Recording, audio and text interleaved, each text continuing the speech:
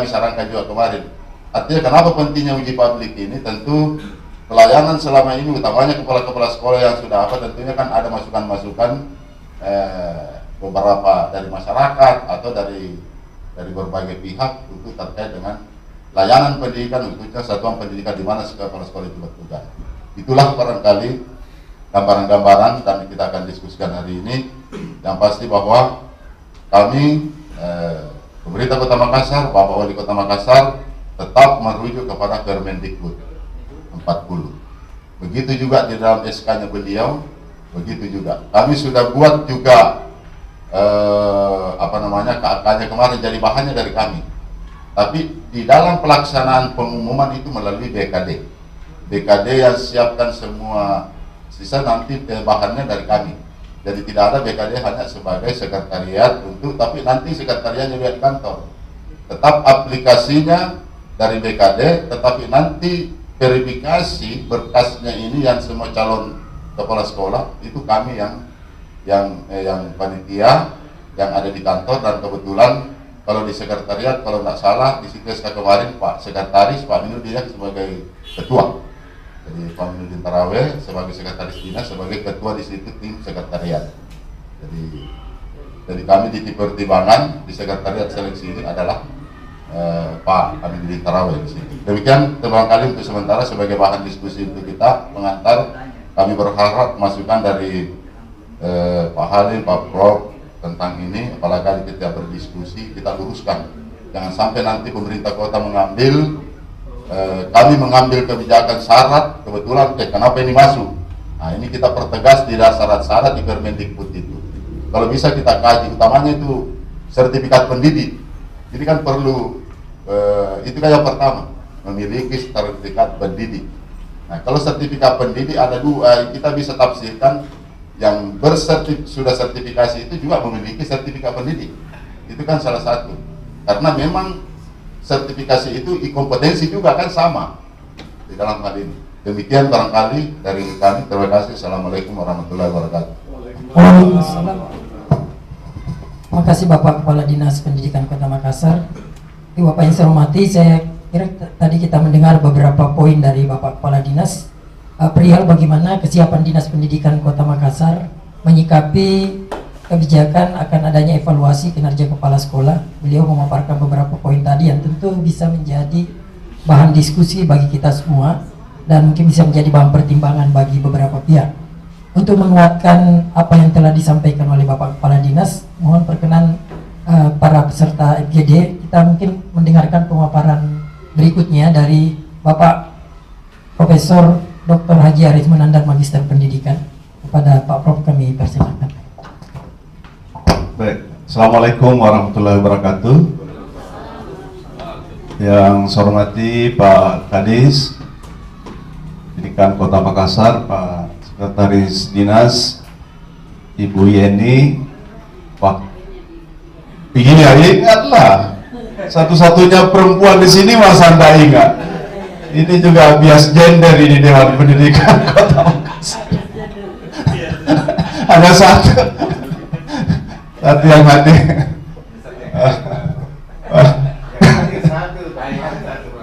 Ya, ini adinda saya, Dr. Halim Muharram. Welcome back. Sekarang sudah jadi anak Betawi. Tapi beliau ini jadi juga bisa kita tugaskan untuk menjadi penghubung, ya, penghubung stakeholder pendidikan kita di Makassar. Jadi kalau ada yang dibagi-bagi di Jakarta, prioritaskan itu Makassar.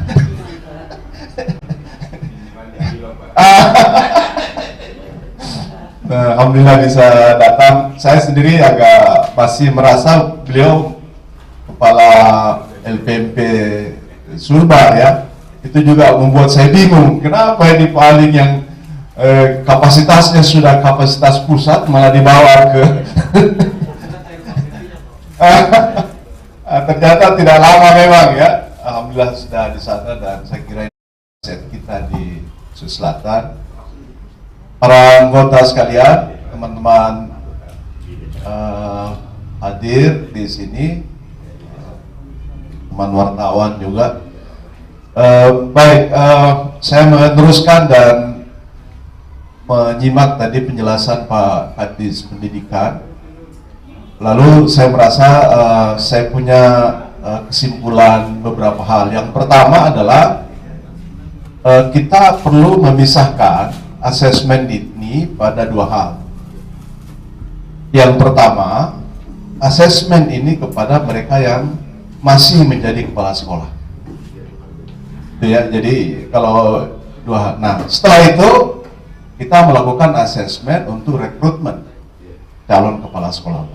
Karena kita mesti mengetahui dulu berapa formasi yang nanti disisakan dari kepala sekolah yang lama, lalu diisi dengan calon kepala sekolah yang baru. Dan di sini memang di semua dimungkinkan. Permen 40 tadi memungkinkan kita memberhentikan kepala sekolah yang lama kalau kinerjanya di bawah kategori baik. Jadi saya kira ini sekalian. Apalagi ini yang selalu saya ulang-ulang, hasil kajian saya itu menunjukkan bahwa kepala sekolah yang sudah melampaui 2 periode itu kompetensinya menurun. Jadi maksimum itu berkembang mereka di 2 periode. Tapi setelah itu terjadi penurunan. Dan banyak yang membenarkan kajian ini. Dari daerah, di Sijai, di mana-mana. Itu betul Pak. Mungkin karena sudah jenuh ya. Memang begitu, kepekaan orang-orang itu menjadi tidak lagi terasa karena sudah terlalu lama. Apalagi kalau di sekolah yang sama. Nah ini dasar kita untuk melakukan assessment. Jadi dari sisi dasar hukumnya memang boleh diberhentikan kalau kinerjanya tidak baik. Dan yang kedua adalah bahwa tadi kompetensi itu kecenderungannya akan menjadi menurun. Tidak semua tentu saja ya, tapi ada gejala bahwa itu akan menurun setelah mencapai pada level tertentu masa kerja itu. Nah, pertanyaannya adalah apa dasar kita melakukan seleksi, assessment? Kalau kita melihat, kalau kita mau merekrut calon yang baru masuk, maka parameter dasarnya itu adalah standar kompetensi. Yang di dalam Permen 13 2007 itu disebutkan ada 5. Tapi baru-baru ini saya kebetulan memimpin perubahan Permen 13 itu, yang dari tadinya 5 standar menjadi 3 standar, yaitu kompetensi kepribadian, kompetensi sosial, dan kompetensi profesional. Itu didasarkan pada PP 57 tentang standar nasional pendidikan. Jadi sudah mulai berubah. Nah, pertanyaannya nanti, apakah kita akan menyesuaikan standar rekrutmen itu pada Permen 13 yang tadi itu kompetensi supervisi, manajerial, kewirausahaan, sosial, kepribadian, atau kita mengacu kepada draft? Bukan cuma draft sebenarnya, karena sudah ada perdirjennya tentang standar kompetensi dan alur pengembangan profesi kepala sekolah. Itu perdirjen 6565 tahun 2020. Itu sudah ada di situ yang menyebutkan bahwa untuk standar kompetensi profesional, kepala sekolah itu harus memiliki paling tidak 3 kapasitas kepemimpinan. 1, ini yang baru ditekankan, yaitu kepemimpinan pembelajaran. Bagaimana kepala sekolah itu menciptakan lingkungan pembelajaran yang mendorong guru-guru dan siswa untuk belajar. Jadi fokus ke situ. Nggak usah urus itu chat-chat apa.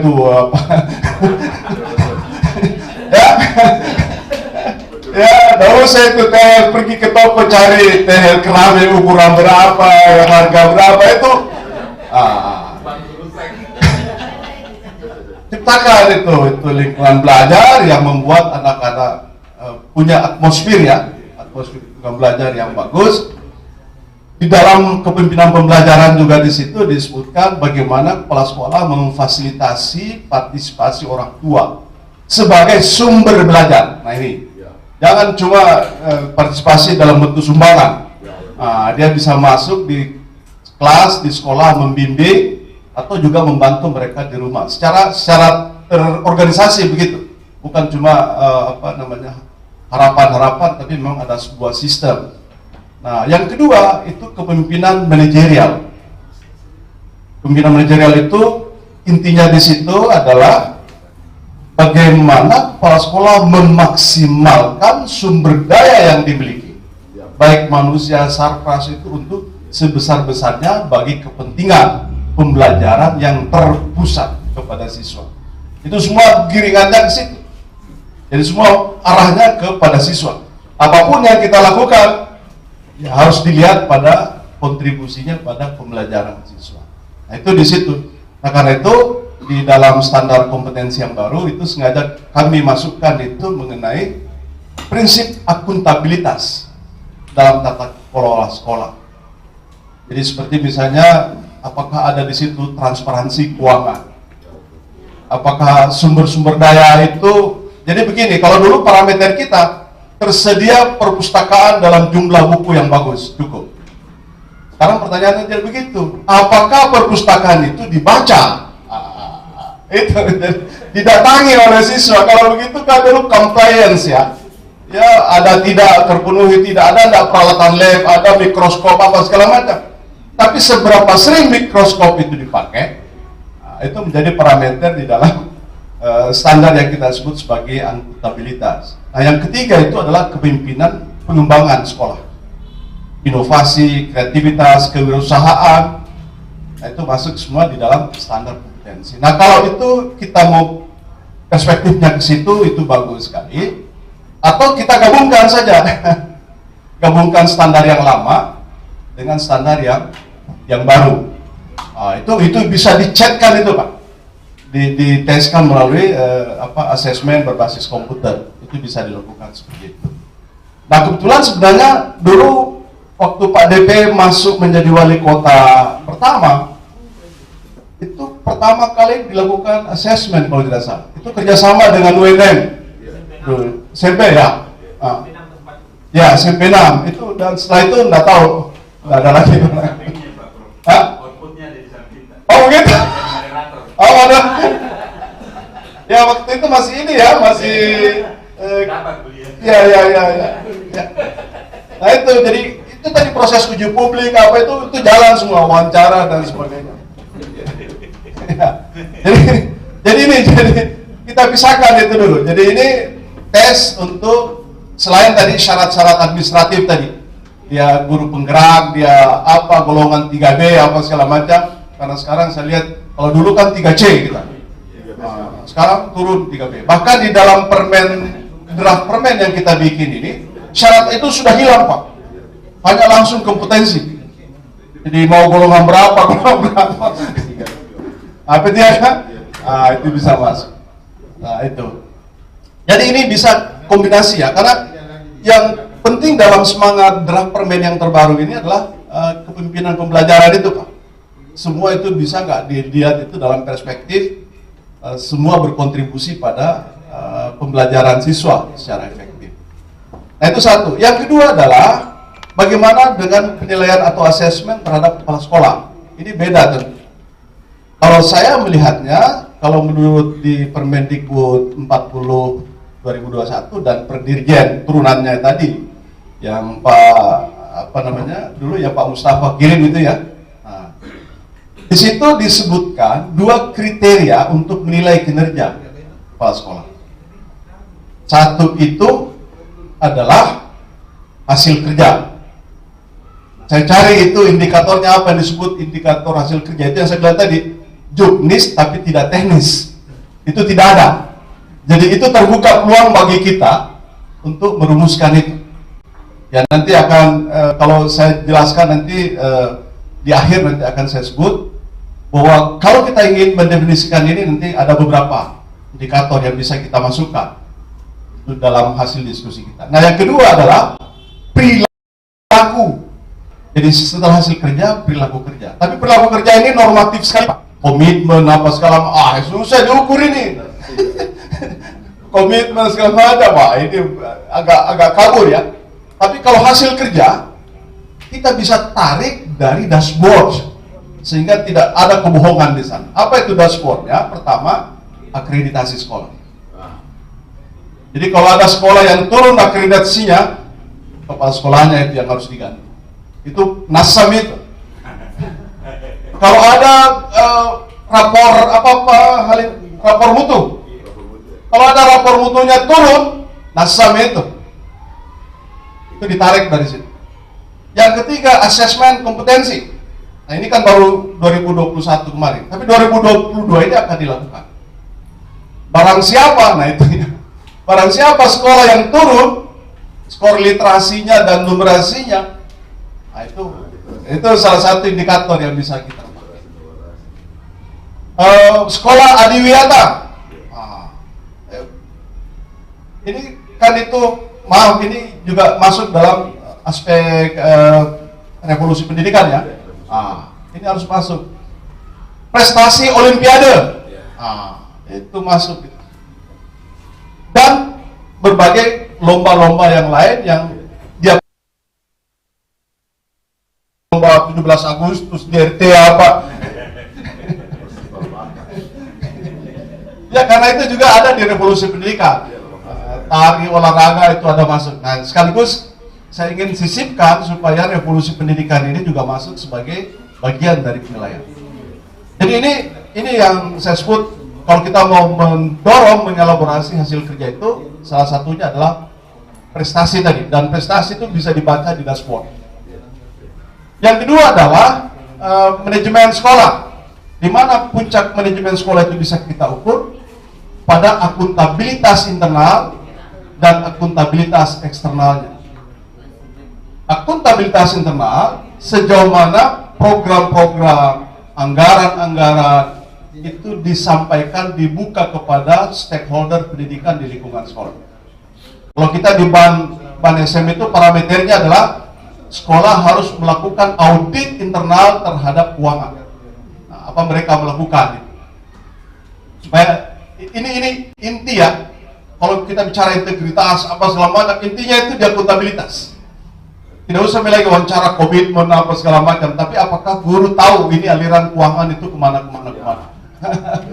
Supaya tidak memusingkan ya, tidak ada hal-hal begitu. Nah, akuntabilitas internal dibarengi dengan akuntabilitas eksternal. Seberapa jauh sekolah-sekolah itu mendorong disclosure, pengungkapan terhadap program-program itu kepada publik. Ukurannya di mana? Apakah sekolah itu memiliki website sekolah? Saya buka tadi SMA Negeri 8, contohnya SMP Negeri 8, Pak Kadis tidak punya website, Pak. Padahal website ini fungsinya untuk mengungkapkan kemajuan pendidikan. Jadi jangan cuma masyarakat itu nanti jelek baru ribut. Nah, kita harus bisa mengkondisikan alam pikiran masyarakat kita dengan informasi-informasi yang baik. Prestasi-prestasi yang kita dapat sekolah itu diungkap semua di website. Nah ini saya. Boleh dicoba teman-teman dilihat, coba sekolah yang hebat. Yang baru saya buka itu SMP 6 sama SMP 8. SMP 6 sudah ada nih websitenya. SMP 8 yang kita sebut SMP bagus itu belum punya website. Nah, jadi ini bagian dari akuntabilitas. Jadi ngomong bicara saya manajemennya bagus tapi tidak ada yang publik bisa lihat. Nah, itu juga menurut saya itu parameter kedua dari sisi kinerja kepala sekolah. Ketiga adalah inovasi. Nah, inovasi ini penting. Jadi semua kan kalau kita keluhan itu pasti sudah banyak Pak Kadis dengarkan. Tapi apakah ada kepala sekolah datang mengatakan, oh saya punya ini, saya punya inovasi, saya bangun ini, saya dibantu oleh CSR-nya ini, gini, saya bikin masjid, ada alumni datang bantu. Atau pembelajaran digital karena kita punya program Smart School ya, Smart Class, library digital library. Nah itu semua itu. Jangan-jangan ini semua tidak dibawa ini, tidak jalan ini barang ini. Nah ini kita sisipkan lagi di situ adalah 18 revolusi pendidikan. Jangan itu. termasuk tadi adiwiyata, bagaimana mengolah sampah dan segala macam menjadi hal-hal yang sangat produktif. Ini penting sekali, ini inovasi. Apalagi kalau ditambah tadi kewirausahaan. Nah, ada tak program-program perusahaan yang bisa mendorong? Dan yang terakhir adalah kepuasan publik. Ini kepuasan publik, kepuasan stakeholder pertama penting karena ukuran manajemen yang terbaik katanya itu kalau orang puas. Pelayanan. Orang tua puas, guru puas, tenaga kependidikan puas, komite sekolah puas, kepala dinas puas. Jadi masuk di situ semua sebagai satu bagian dari hal-hal yang penting untuk bisa kita nilai. Nah, saya kira itu bagian yang menurut saya. Dan yang terakhir ini itu terukur. Kalau tadi ini kalau kita coba baca di Permendikbud 40 dan turunannya per dirjen itu masih sangat kabur sekali, dan saya kira ini kesempatan kita Pak Kadis, teman-teman Dewan Pendidikan untuk merumuskan bersama-sama. Dan kalau ini bisa kita hasilkan seperti itu, ini akan memberi juga contoh ya bagi teman-teman yang di daerah lain untuk bisa melakukan hal yang sama. Karena ini untuk pertama kali menurut saya kita membuat parameter. Ada banyak di kementerian itu banyak penilaian kerja, tapi waduh terlalu normatif dan itu sulit sekali diukur karena administrasi semua Pak. Wow, jumpa itu susah sekali. Nah, kalau kita melihat tadi variabel ini, siapapun itu bisa melihat dengan cara kalau kita membuat, apalagi mengoperasionalkan indikator itu ke dalam butir-butir pertanyaan, dan itu bisa diukur oleh siapapun yang terlibat di dalam proses-proses ini. Saya kira ini, dan nanti kita kembangkan lagi dalam diskusi, dan terima kasih. Assalamualaikum warahmatullahi wabarakatuh. Terima kasih Bapak Profesor Dr. Haji Haris Mananda, Magister Pendidikan. Para peserta MGD, saya kira banyak poin yang kita dapatkan dari Pak Prof tadi. Jadi 3 titik poin krusial menegaskan apa yang disampaikan Pak Kadis sebelumnya adalah bahwa harus ada pemisahan asesmen nantinya bagi asesmen existing kepala sekolah dan asesmen rekrutmen calon kepala sekolah yang ada. Kemudian beliau menyampaikan bagaimana proses dan dasar seleksi yang dilakukan dengan penekanan pada kompetensi-kompetensi yang menjadi hal wajib dimiliki oleh kepala sekolah. Terutama tadi beliau paparkan mengenai kompetensi profesional, dan diakhiri dengan bagaimana akuntabilitas internal, akuntabilitas eksternal, inovasi dan kepuasan publik yang harus dimiliki oleh kepala sekolah sebagai pemimpin pembelajaran sekaligus sebagai pemimpin profesional manajemen sekolahnya masing-masing. Sekira poin ini bisa menjadi bahan diskusi kita berikutnya. Dan selanjutnya mungkin kita mendengarkan lebih dahulu pemaparan dari Bapak Dr. Haji Abdul Halim Muharram, Magister Pendidikan. Kepada Bapak dipersilahkan. Terima kasih.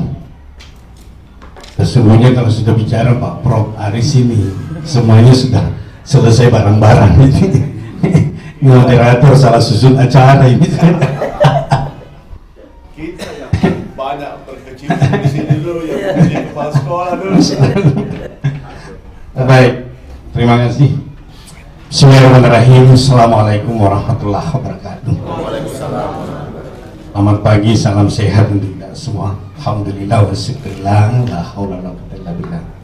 Yang sama-sama kita hormati Bapak Kepala Dinas Pendidikan Kota Makassar. Alhamdulillah.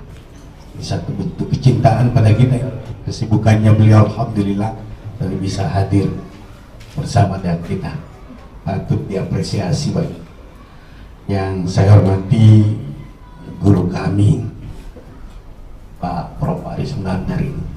Beliau adalah mentor kami, alhamdulillah, dan bisa juga hadir selaku narasumber dan seluruh orang-orang terbaik yang hadir. Dan Ibu Sekretaris ya, sekretaris satu-satunya yang terledangnya di sini, alhamdulillah, yang tercantik.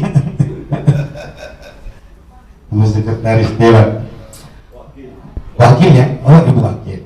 Bu Sekretaris ini, Pak Sekretaris juga hadir ini lengkap ini, Pak Kadis dan Pak Sekretaris, para orang-orang dari Dewan Pendidikan, saya kira dari PGRI juga hadir ini. Alhamdulillah. Baik mewali, saya kira tidak tentunya kita memanjatkan syukur kehadirat Allah SWT. Apa yang telah dipaparkan oleh dua pembicara sebelumnya, Pak Kadis sebagai bentuk harapan dan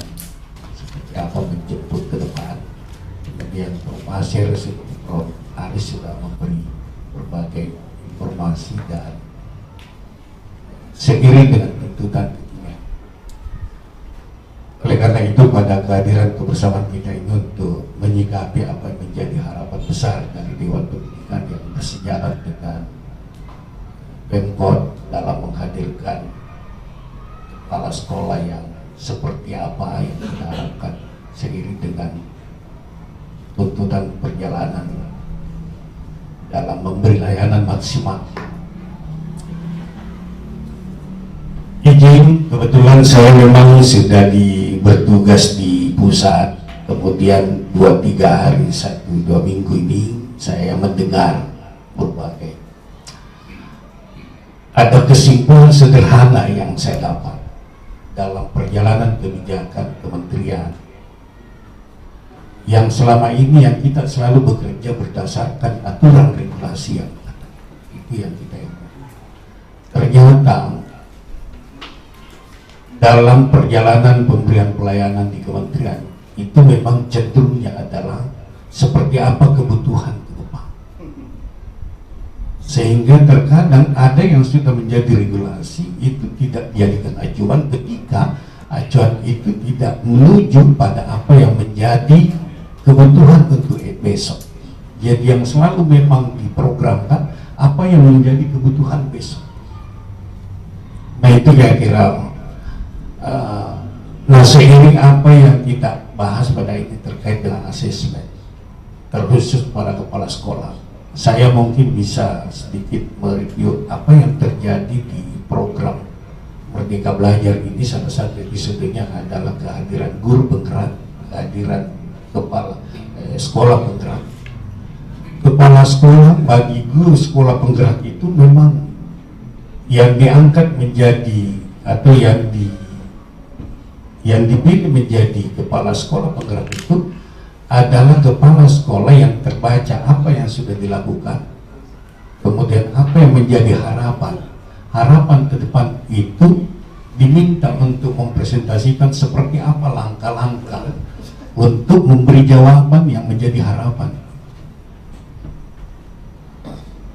Dan hampir seluruh guru kepala sekolah penggerak ini itu dicerca bagaimana strateginya mencapai apa yang dituangkan dalam keinginannya.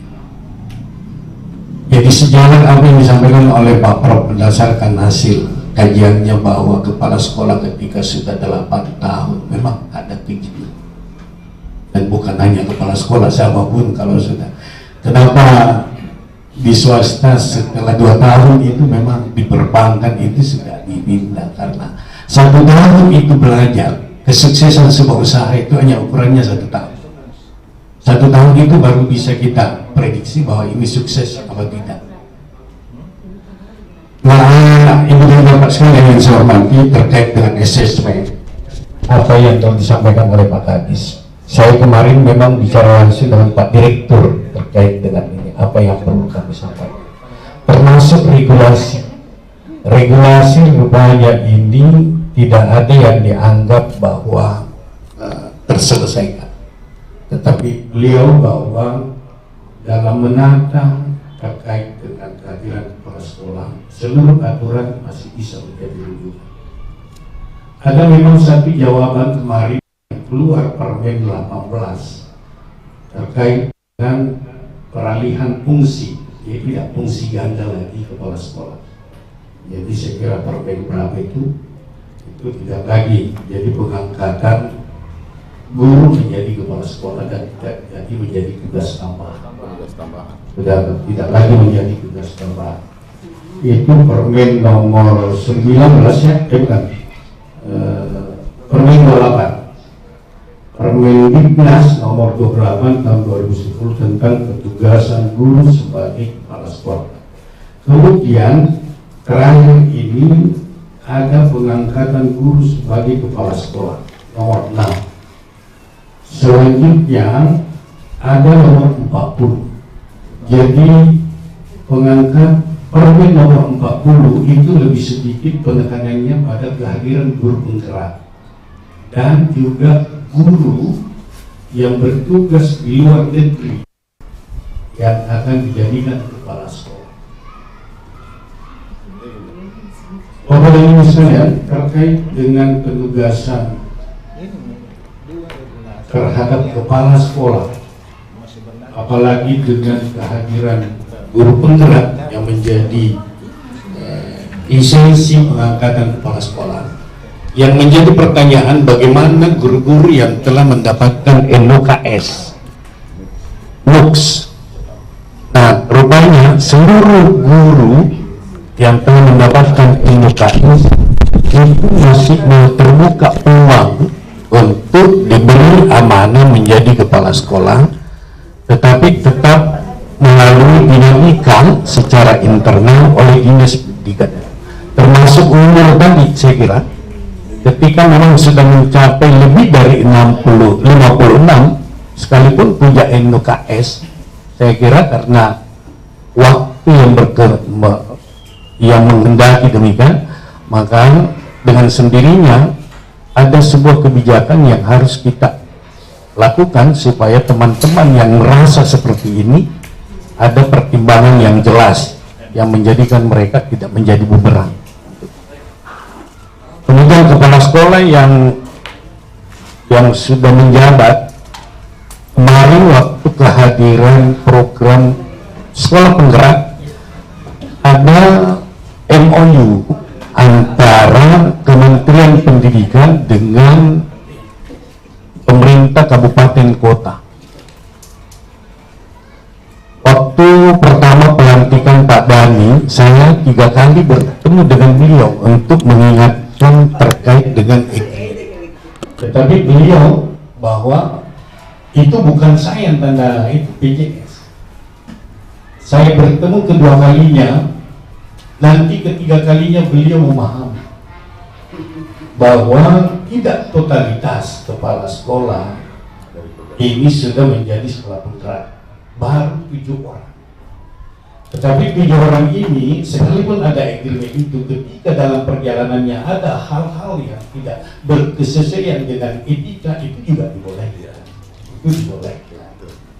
Seperti apa hebatnya Sambo, tetapi begitu melanggar itu juga akhirnya seperti itu. Jadi sekalipun kepala sekolah ini sudah PSP, ketika ada hal yang dilanggar itu diboleh. Yang penting dikomunikasikan.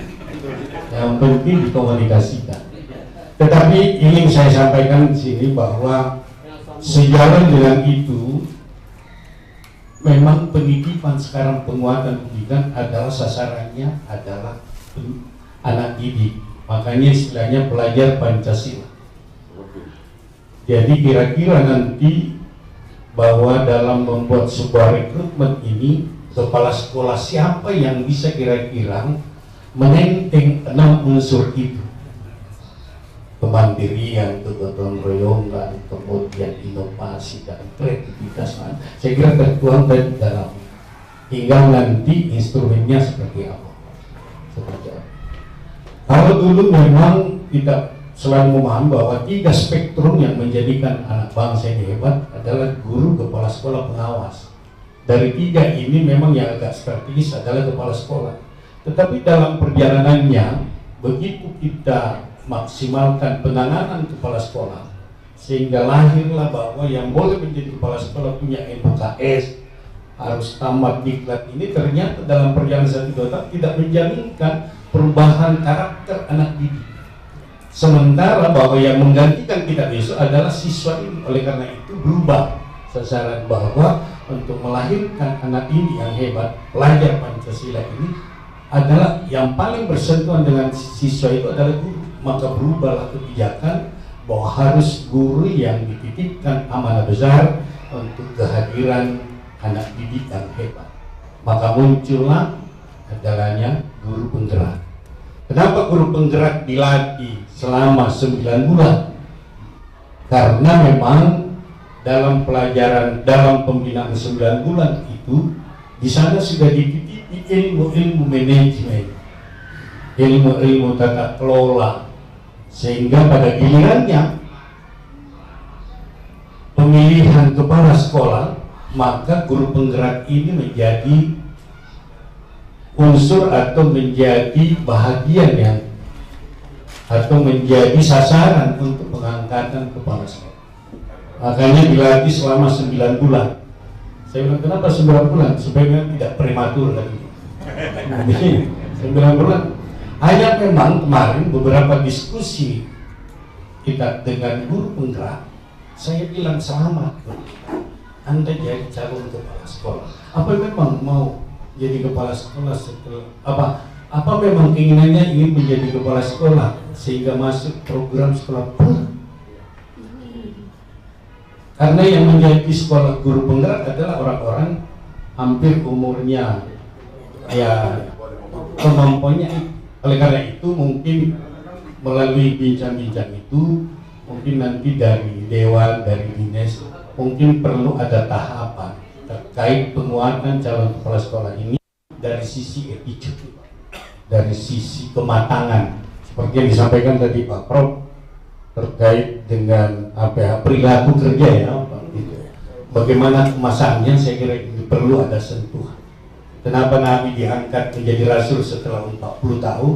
Karena itu ada kematangan Pak, kalau sudah 40 tahun. Bukan berarti yang di bawah 40 tahun tidak matang, tetapi pengalaman mengenali tantangan. Yang kedua mungkin memang nanti rekrutmen perlu ini juga kepala sekolah dalam ilmu kompetensi militer. Mungkin networkingnya ini perlu terpotret seperti apa sepak terjang beliau selama menjadi guru, seperti apa, apakah pernah ikut lomba guru berprestasi, apakah pernah menjadi wali kelas, pernah menjadi ketua panitia, apa pernah. Saya kira hubungan eksternal itu perlu, karena kehadiran kepala sekolah harus memiliki indera keenam. Harus dalam kompetensi kewirausahaan bisa diterjemahkan bahwa yang namanya kepala sekolah itu harus mencukupkan yang kurang. Ada kemampuan menghadirkan suasana yang kira-kira tidak selamanya bahwa itu hanya dalam bentuk keperluan, tapi menghadirkan sesuatu yang lebih daripada yang bisa mencukupkan yang kurang. Ada kemampuan. Nah ini ada kompetensi networkingnya. Terkait dengan penilaian kalau bekerja keras, saya kira ada penilaian kalau boleh ini runtutan dari kehadiran pengawas. Pengawas saya kira kalau bekerja maksimal, saya kira rapor terkait orang-orang tertentu lewat hasil pembinaan atau supervisi dari pengawas ini data menjadi sebuah referensi yang bisa kita jadikan sebagai data dalam menghadirkan calon-calon kepala sekolah ke depan. Oleh karena itu, apa yang kita lakukan untuk menghadirkan kepala sekolah yang baik ini, yang pertama saya kira merujuk pada aturan itu. Kalau tadi sudah ada konsep dari 6 menjadi 3, saya kira karena sudah pasti ini masih pada Permen 13 tentang 6 kompetensi kepala sekolah itu. Saya kira nanti kita sederhanakan dan kita perkuat apa yang menjadi rujukan atau menjadi konsep dari perdirjen itu yang dari 3, sosial, kemudian kepribadian dan keprofesionalan, sehingga dari 2 ini akan menjadi, karena kehadiran dari kebaruan ini menjadi 3 itu adalah sesungguhnya adalah menjadi jawaban untuk masa depan, dan itu yang memang agak lebih prioritas untuk ke depan. Sehingga dalam menghadirkan fase assessment ini, saya kira perlu kita memang lebih menguatkan kira-kira kebutuhan Kota Makassar ini, kepala sekolah seperti apa yang cocok. Bukan seperti apa kepala sekolah yang sukses yang kemarin, tetapi kira-kira apa yang harus jawaban ke depan. Dan untuk menjawab itu kita hadirkan kepala sekolah yang selektif. Jadi saya sepaham kalau Pak Adis tadi dalam menggunakan istilah sistem CAT. Jadi sistem CAT itu saya kira itu sangat faktual, akuntabel, yang pasti secara bersungguh-sungguh untuk kita lakukan. Dan saya kira punya pengalaman terkait dengan itu, dan banyak lembaga-lembaga lain. Kalau kemarin LPMP juga ditugasi oleh BKD Provinsi dan BKD Kota. Tetapi pada kesempatan ini saya ingin menyampaikan, karena di kementerian selain perubahan struktur juga perubahan personal, ada penataan struktur dan penataan personal.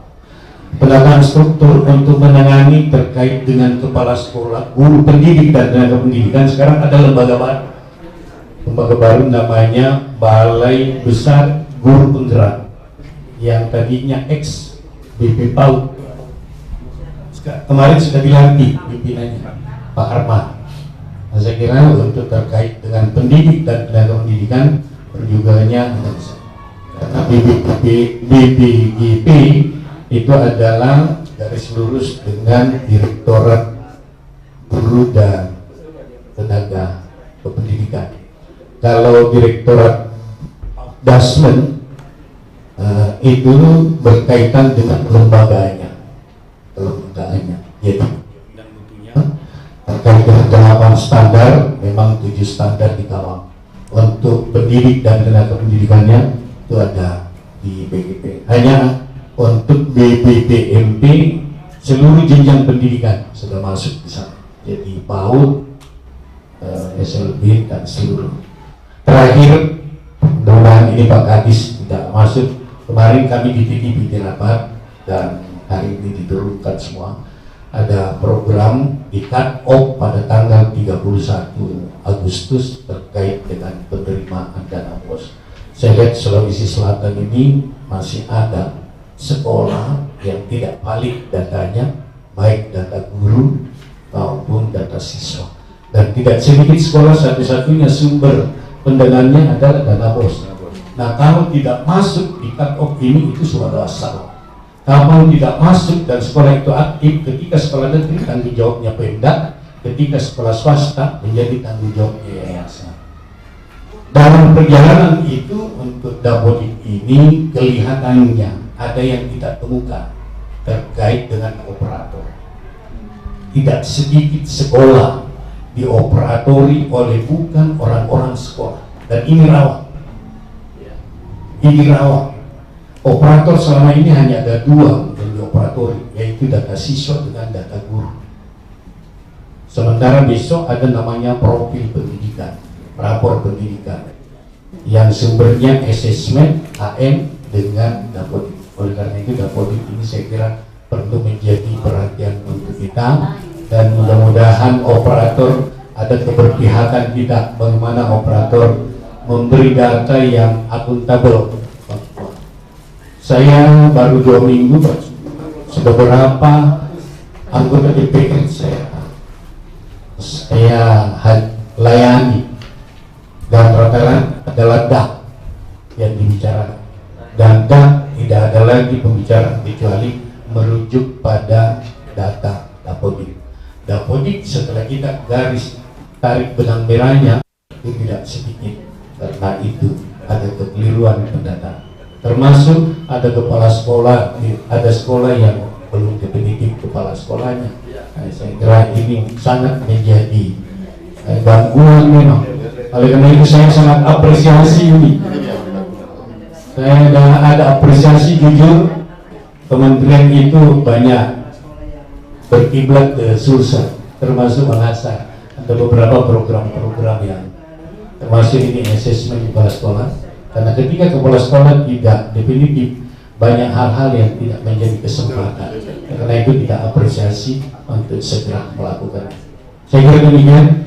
Dan terakhir, apa yang menjadi amanah Pak Prof. Aris, mudah-mudahan mohon doanya Bapak dan Ibu sekalian, dan orang-orang Sulawesi Selatan yang ada di kementerian itu, saya tinggal 2 yang eselon 2. Tinggal 2 yang eselon 2. Itu pun yang saat itu hanya tugasnya menghitung uang. Kepala Biro Keuangan Pak Faisal orang Amerika, kemudian Pak Hasbi. Bukan membagi ya? Bukan membagi, menyimpan dan menyimpan. Terima kasih Bunda saya, alhamdulillah. Sekian, terima kasih. Assalamualaikum warahmatullahi wabarakatuh. Waalaikumsalam warahmatullahi wabarakatuh. Terima kasih Bapak Dr. Haji Abdul Halim Muharram, Magister Pendidikan. Ayo Bapak yang saya hormati beserta FGD, ada 2 poin mendasar tadi disampaikan beliau adalah bagaimana kita hasil diskusi yang disampaikan oleh Pak Kadis dan Pak Prof kita sesuaikan dengan aturan-aturan yang ada beberapa permen yang disampaikan oleh Pak Halim, dan juga di poin terakhir menekankan bagaimana sebenarnya peran IT dalam penerapan kebijakan-kebijakan di sekolah. Beliau menyebut Dapodik. Kalau kita tarik tadi ke apa yang disampaikan Prof. Aris Munandar, Pak Prof tadi mengatakan perlunya ada penilaian nanti kepala sekolah berbasis dashboard hasil kerja, sehingga dashboard Dapodik mungkin bisa jadi pertimbangan juga nantinya. Baik, sebelum kita masuk kepada inti diskusi kita, perlu kita juga mendekatkan pemaparan dari sisi hukumnya nih, dari Bapak Dr. Haji Zainuddin Jaka, SHMH. Kepada Pak Dr. Haji Zainuddin Jaka kami persilahkan. Terima kasih Pak Dr.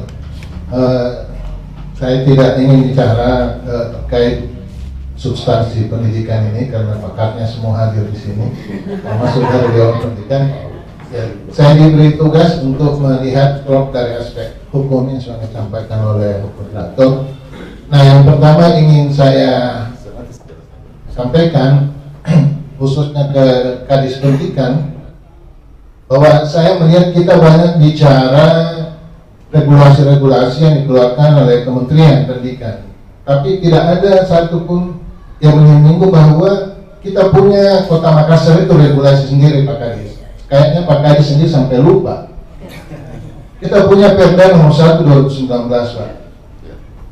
Nah, kita bicara kalau rekrutmen ini itu jelas diatur di pasal 76 Perda itu. Nah, sehingga ini perlu mendapat perhatian, Pak. Jangan sampai kita asik-asik menolak Permendikbud 28 2010, Permendiknas dan Permendikristek 40 2021, lupa bahwa kita punya regulasi. Kemudian ditabrak regulasi itu. Nah, ujung-ujungnya apa? Ini jadi rawan gugatan PT-UN, Pak. Gitu. Nah, itu yang pertama ingin saya ingatkan ke Pak Kadis selaku sekretariat. Yang mana lebih tinggi itu Perda dibanding dengan Permendikbud? Nah, kalau Bapak bicara lebih tinggi, sebenarnya kalau saya tidak mau gunakan Permendikbud, Pak. Kalau di hierarki perundang-undangan tidak masuk di hierarki. Perda itu masuk di hierarki. Tapi sebenarnya kalau terkait dengan aplikasinya kita tidak bicara hierarki sebenarnya yang Prof tanyakan. Tapi yang mana yang kita usahakan tidak saling bertentangan, itu yang penting. Karena kalau saling bertentangan, ya pasti akan dilakukan pengujian. Nah, seperti itu misalnya, kalau Pak Kadis gunakan Permendikbud, terus nanti di dalam pelaksanaannya ternyata dilihat bahwa itu bertentangan dengan Perda, itu saya katakan rawan gugatan. Kita tidak menginginkan wali kota ya selaku PPK ini menjadi bulan-bulanan selalu digugat karena apa? Ketidakcermatan di dalam menerapkan norma. Itu yang penting kalau menurut saya. Karena ini banyak kasus yang lalu-lalu seperti itu, Pak. Nah, termasuk Pak Kadis terkait dengan persyaratan 56 tahun itu, Pak. Pengalaman saya selama ini menjadi pansel di beberapa daerah sampai di Kalimantan, ini rawan menjadi gugatan, Pak. Karena tidak dipertegas 56 tahun itu apakah saat mendaftar atau saat diangkat. Ini harus jelas. Saat diangkat, Pak. Ya, Bapak tuliskan gitu. Persyaratannya di Kerangkacuan, Pak, sudah ada di Kerangkacuan. ya itu bagus, Pak. Karena ini kan harus jelas, Nanti Pak. saya jelaskan, Pak. Kenapa? Karena kalau saat mendaftar kan tidak jelas kapan diangkat. Ini berjalan itu padahal dia sudah lulus ternyata sudah lewat umurnya. Nah, ini harus jelas, Pak. Supaya orang tahu gitu, ya. Ya. Nah, kemudian berikutnya terkait dengan persyaratan-persyaratan tambahan. Ini juga mungkin perlu kehati-hatian, Pak. Karena apa? Permendikbud kalau kita Pak Kadis mengacu 40 maupun 28 itu ada beberapa perbedaan. Seperti kalau di 28 itu kan tadi Pak Kadis menyinggung persyaratan pangkatnya 3C penata. 3B. Ya, tapi di dalam Permendikbud 40 grade-nya diturunkan menjadi 3B. Ya, sebenarnya itu siapa Pak menguntungkan gitu, artinya 3B masih ada ingin di, dan ada beberapa persyaratan-persyaratan itu kalau dicermati ada yang dihilangkan, ada yang ditambah. Nah, seperti yang dikatakan tadi Pak Halim, sebenarnya di Permendikbud 40 itu lebih banyak memang mengatur tentang guru penggerak itu Pak. Tetapi sekali lagi bahwa ini perlu kehati-hatian Pak, jangan sampai yang bersertifikat cakep itu seolah-olah terpinggirkan. Padahal di Permendikbud mengatakan itu adalah yang persyaratannya bersertifikat pelatihan cakep atau diistilahkan di perjanjian CKS itu atau sertifikat guru penggerak. Nah kalau bicara atau Pak, itu berarti didahulukan dulu CKS-nya daripada GP-nya, gitu. Kalau dua-duanya ada, boleh bersyarat semua, gitu. Tapi jangan yang nanti menjadi penilaian apa yang menyeleksi itu, ini yang diutamakan ke GP, gitu. Nah, kemudian ada yang menarik sampaikan tadi Prof. Aris mengenai Pak Kadis asesmen ini, Pak. Nah, saya pendapat dan bahwa kalau sebenarnya diinginkan yang bagus, hasil inventarisasi sekarang yang kepala sekolah yang sudah existing itu dijopit dulu Pak, istilahnya Prof. Ya, kalau istilah struktur dijopit dulu. Nah, sehingga nanti yang sudah benar-benar tidak bisa di-upgrade lagi, ya sudah mundur gitu. Nah, hasilnya inilah yang nanti diketahui berapa yang lowong. Itulah yang nanti di-assess. Ya, kalau istilah anunya itu di KSN, itulah yang diseleksi. Nah, ya, open bidding. Nah, seperti itu. Nah, kemudian ada yang menarik Prof, yang Prof katakan tadi, bahwa kepala sekolah itu kalau sudah ada periode kinerjanya menurun. Tapi yang unik di Permendikbud 40 ini malah memberikan kesempatan sampai 16 tahun. 4 periode, bukan 3 Pak, 4 kali 4. Bisa berpindah. Nah, Itu bisa berpindah Pak. iya, harus pindah. Tetapi tadi jangan lupa Pak, Prof, ini sebenarnya merawat PP nomor 11 Pak. Ya. Di PP nomor 11 2017 dinyatakan di situ bahwa seseorang yang menduduki jabatan itu hanya paling lama 5 tahun, paling rendah 2 tahun dia harus duduki. Jadi kalau tidak sampai 2 tahun nggak boleh dipindah. Ini termasuk mengikat kepada jabatan kepala sekolah itu. Gitu. Nah ini kan yang perlu juga perhatian. Kalau ada yang sampai karena di Permendikbud sampai 4 periode, ya berarti kalau sudah lewat 5 itu dia sudah lawan PP 11 manajemen PNS itu. Nah, ini kan perlu juga mungkin orang waktu mendesain ini di Permendikbud tidak membaca permen PP 11 itu, bahwa itu ada persyaratan batas waktu yang istilahkan jenuh gitu, memang pasti gitu. Nah kemudian saya ingin beri masukan ke Pak Kadis, khususnya timnya, kita sibuk membuatkan penilaian kompetensi manajerial Pak Kadis ya, semua menyangkut pendidikan. Tapi jangan lupa Pak Kadis bahwa kepala sekolah itu adalah juga pengguna anggaran Pak. Nah sehingga apa diperlukan nanti di instrumennya itu memasukkan kompetensi terkait dengan kompetensi pemerintahan. Antara lain misalnya pemahaman tentang pengelolaan keuangan. Ini banyak yang tidak dibahas oleh kepala sekolah. Nah apa yang terjadi? Bermasalah hukum. Diberitahu seperti ini sama bendarannya oke saja, padahal ini bermasalah karena tidak paham dan ini tidak pernah ditelusuri sampai sejauh mana pengetahuan pengelolaan keuangannya, karena memang tidak dibuatkan instrumennya Pak. Ya, saya kalau biasa menyeleksi nih sharing saja Bapak Ibu, ini yang paling saya sulit-sulit, terutama biasa Pak kalau jabatan sekda itu paling banyak yang harus digali mereka, termasuk kepala sekolah itu, ya. Ya, termasuk Prof. kalau saya memuji kadis pendidikan Pak, yang saya terus yang Prof kata akuntabilitasnya itu termasuk integritasnya, saya uji misalnya tanya bagaimana kalau dia jadi kepala kadis pendidikan itu terus bupati atau wali kota memberikan surat sakti supaya kemenakannya anaknya dipindahkan.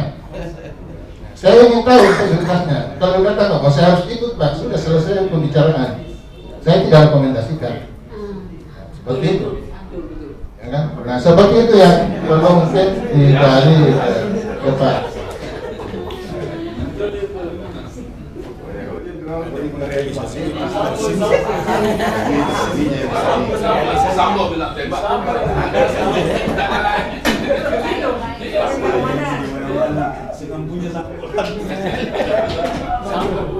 Nah kemudian Pak Kadis ada juga tanya menarik bahwa akan dimasukkan mengenai pernyataan dari inspektorat terkait kemungkinan adanya pelanggaran disiplin dari yang bersangkutan. Hasil temuannya tadi. Ya itulah. Nah tapi saya baca di Perdirjen kan itu mungkin perlu hati karena yang direkomendasikan itu yang hanya kena pelanggaran disiplin sedang atau berat. Kalau ringan ya nggak tahu apa alasannya seperti itu, yang perlu mungkin dicermati. Ya seperti itu. Nah kemudian LHKS ini bagus. Ya.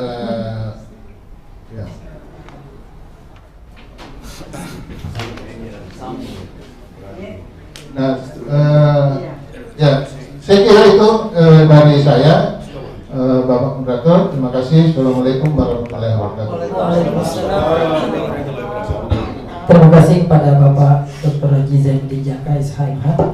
Kira para peserta FGD kita mendapatkan semakin jelas pencerahan dalam konteks bagaimana hubungan antara aturan yang ada di Permendikbud dengan di Perda Kota Makassar, Perda nomor 1 khususnya 2019, tentang hubungannya tadi dengan PP 11 menyangkut pegawai negeri serta beberapa hal lain yang menyangkut hal-hal yang perlu ditekankan nanti pada saat asesmen kepala sekolah di Kota Makassar. Sebelum kita lebih jauh mendalami hal ini, saya buka dulu mungkin Pak Kadis sesi. Dan ya kita jangan itu. Oke, saya mungkin buka sesi pertama dulu Pak dengan 3 tanggapan awal supaya kita lebih fokus nanti pada konteks bagaimana mengawal asesmen ini berdasarkan tadi kajian yang telah disampaikan oleh Pak Kadis, Pak Prof, Pak Dr. Halim dan Dr. Jaka tadi. Bismillahirrahmanirrahim. Assalamualaikum warahmatullahi wabarakatuh. Yang kami hormati para narasumber dan teman-teman yang kami hormati. Yang pertama, saya menyampaikan terima kasih Pak atas kesempatan ini. Ada 2 hal yang sangat menarik yang saya dari Pak Hari Muharram, termasuk tentang kepala sekolah yang tidak dididik itu akan bermasalah di didik. Yang menjadi pertanyaan saya, banyaknya PLH kepala sekolah, banyaknya PLT kepala sekolah, apakah menggunakan data kepala sekolah yang lama sehingga bisa tembus tidak punya karena kalau dia tidak bukan data yang asli, otomatis terkendala di tidak politik. Itu pernah kami baca bahwa kepala sekolah yang PLT tidak bisa masuk di tidak politik. Yang pertama. Yang kedua, saya hanya memberi saran bahwa dalam pelaksanaan asesmen ini mohon ada kejujuran, ada keterbukaan, karena di luar sudah berkembang bahwa si Ali menempatkan sekolah A, B, seterusnya. Ini sudah berkembang informasi-informasi, Pak, ini belum asesmen. Yang ketiga, kami mau sekali bahwa dalam penempatan PLH PLT mohon diakomodir yang memiliki NUKS, karena ada beberapa kepala sekolah yang tidak punya NUKS menjabat sebagai PLT PLH kepala sekolah, sehingga ini bikin kacau di sekolah. Ada beberapa kepala sekolah yang tidak punya NUKS, bisa-bisanya masuk kepala sekolah. Ini terjadi sebelum Pak Kades masuk. Sebelum Pak Kades masuk. Jadi memang kacau nih. Karena nanti keluar daftar tadi. Kacau. Iya, betul, daftar. Jangan kasih Pak Kades, salah seorang stafnya Bapak saya tanya, Bapak selaku penanggung jawab guru, kepala bidang GTK, bagaimana itu rasa berani? Dia jawab sama saya, itu urusan negara. Bayangkan seorang kadin, ini urusan negara. Jangan mentah-mentah bahwa Anda jadi kadin, orang usul 2 Kota Makassar yang memberikan. Ini urusan apa Pak Kades? Dan ini bahkan bisa menghalangi program Pak Kades yang giat bekerja, tapi ada kabinetnya yang tidak profesional. Ganti itu Pak, ganti itu karena terhalang nanti Bapak nanti. Harus ada alat bukti, Pak. Ada bukti Pak, saya rekam di sini. Saya rekam. Karena ini bisa mengganggu jalannya program Pak Kades.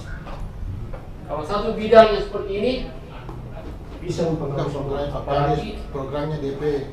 ketika kita harus Nanti Pak Kades dipanggil. kemudian Programnya.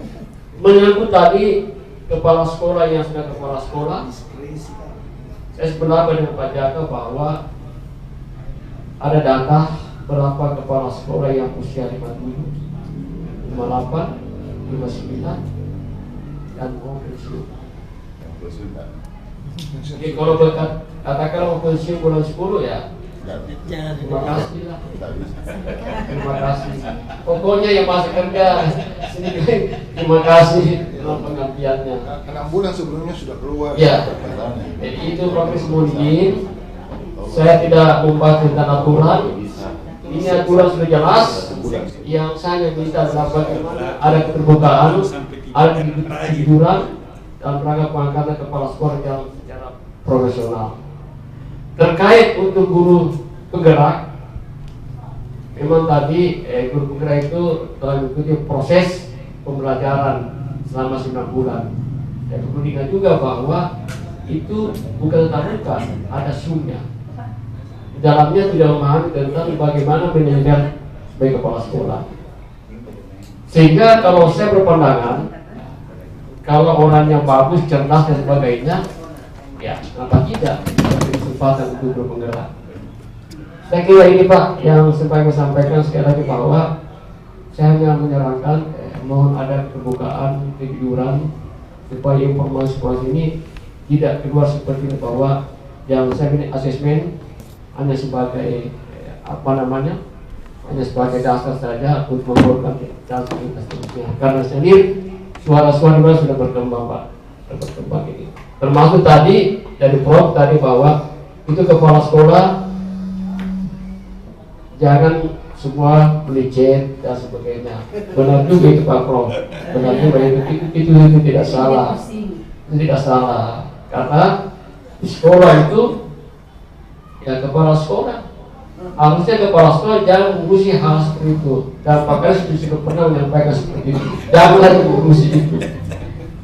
Ada orang tertentu yang bisa mengatasi seperti itu. Saya kira demikian, terima kasih. Assalamualaikum warahmatullahi wabarakatuh. Lanjut saja. Silakan lanjut Pak.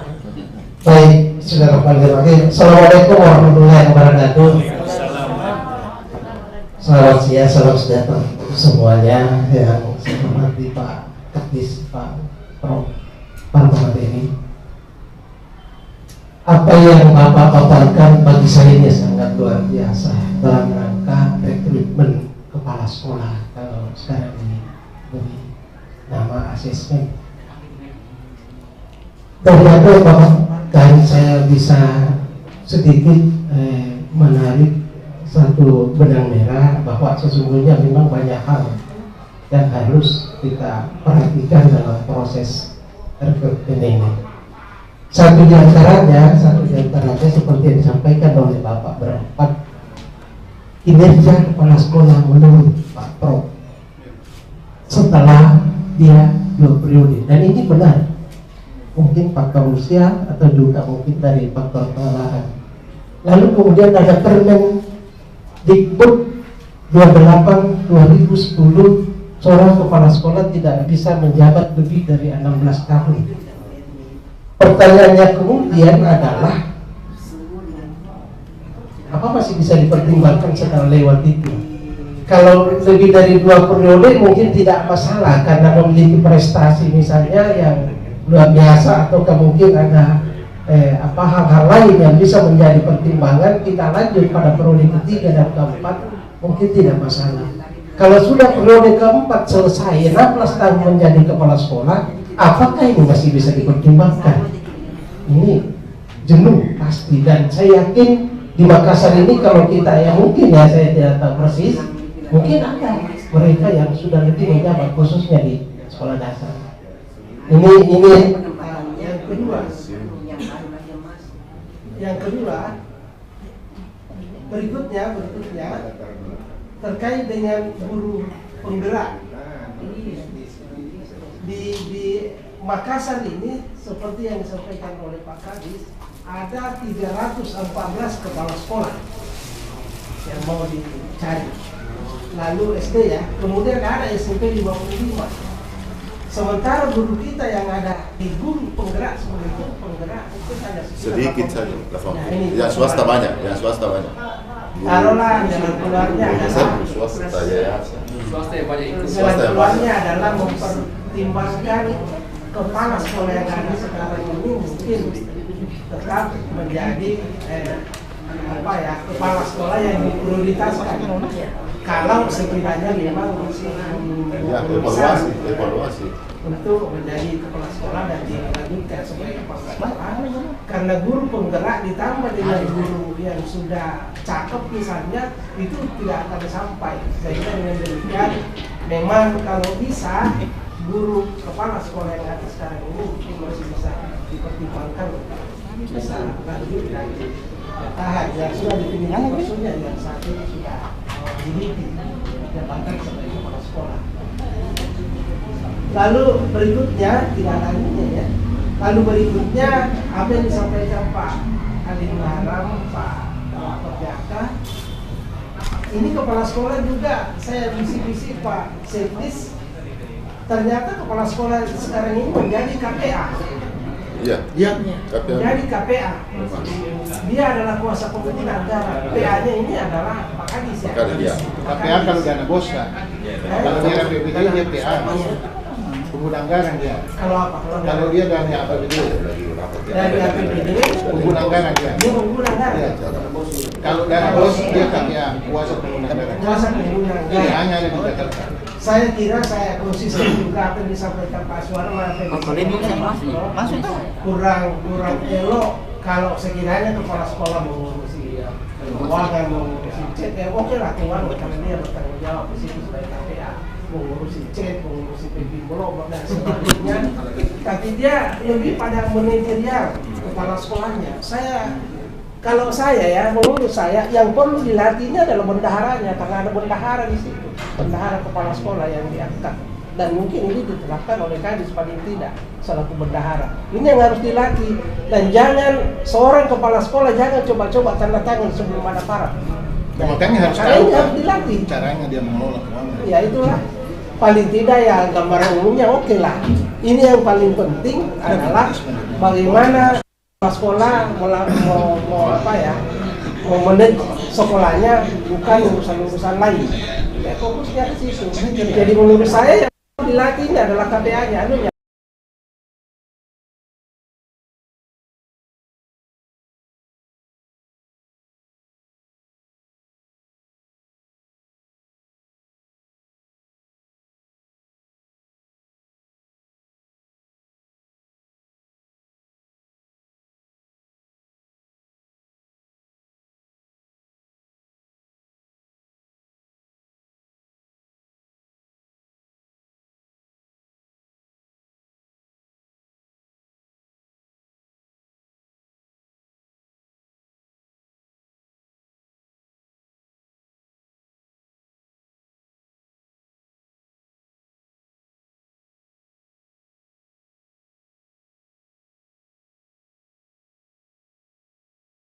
Tetapi ada yang terjepit nanti ada yang terases.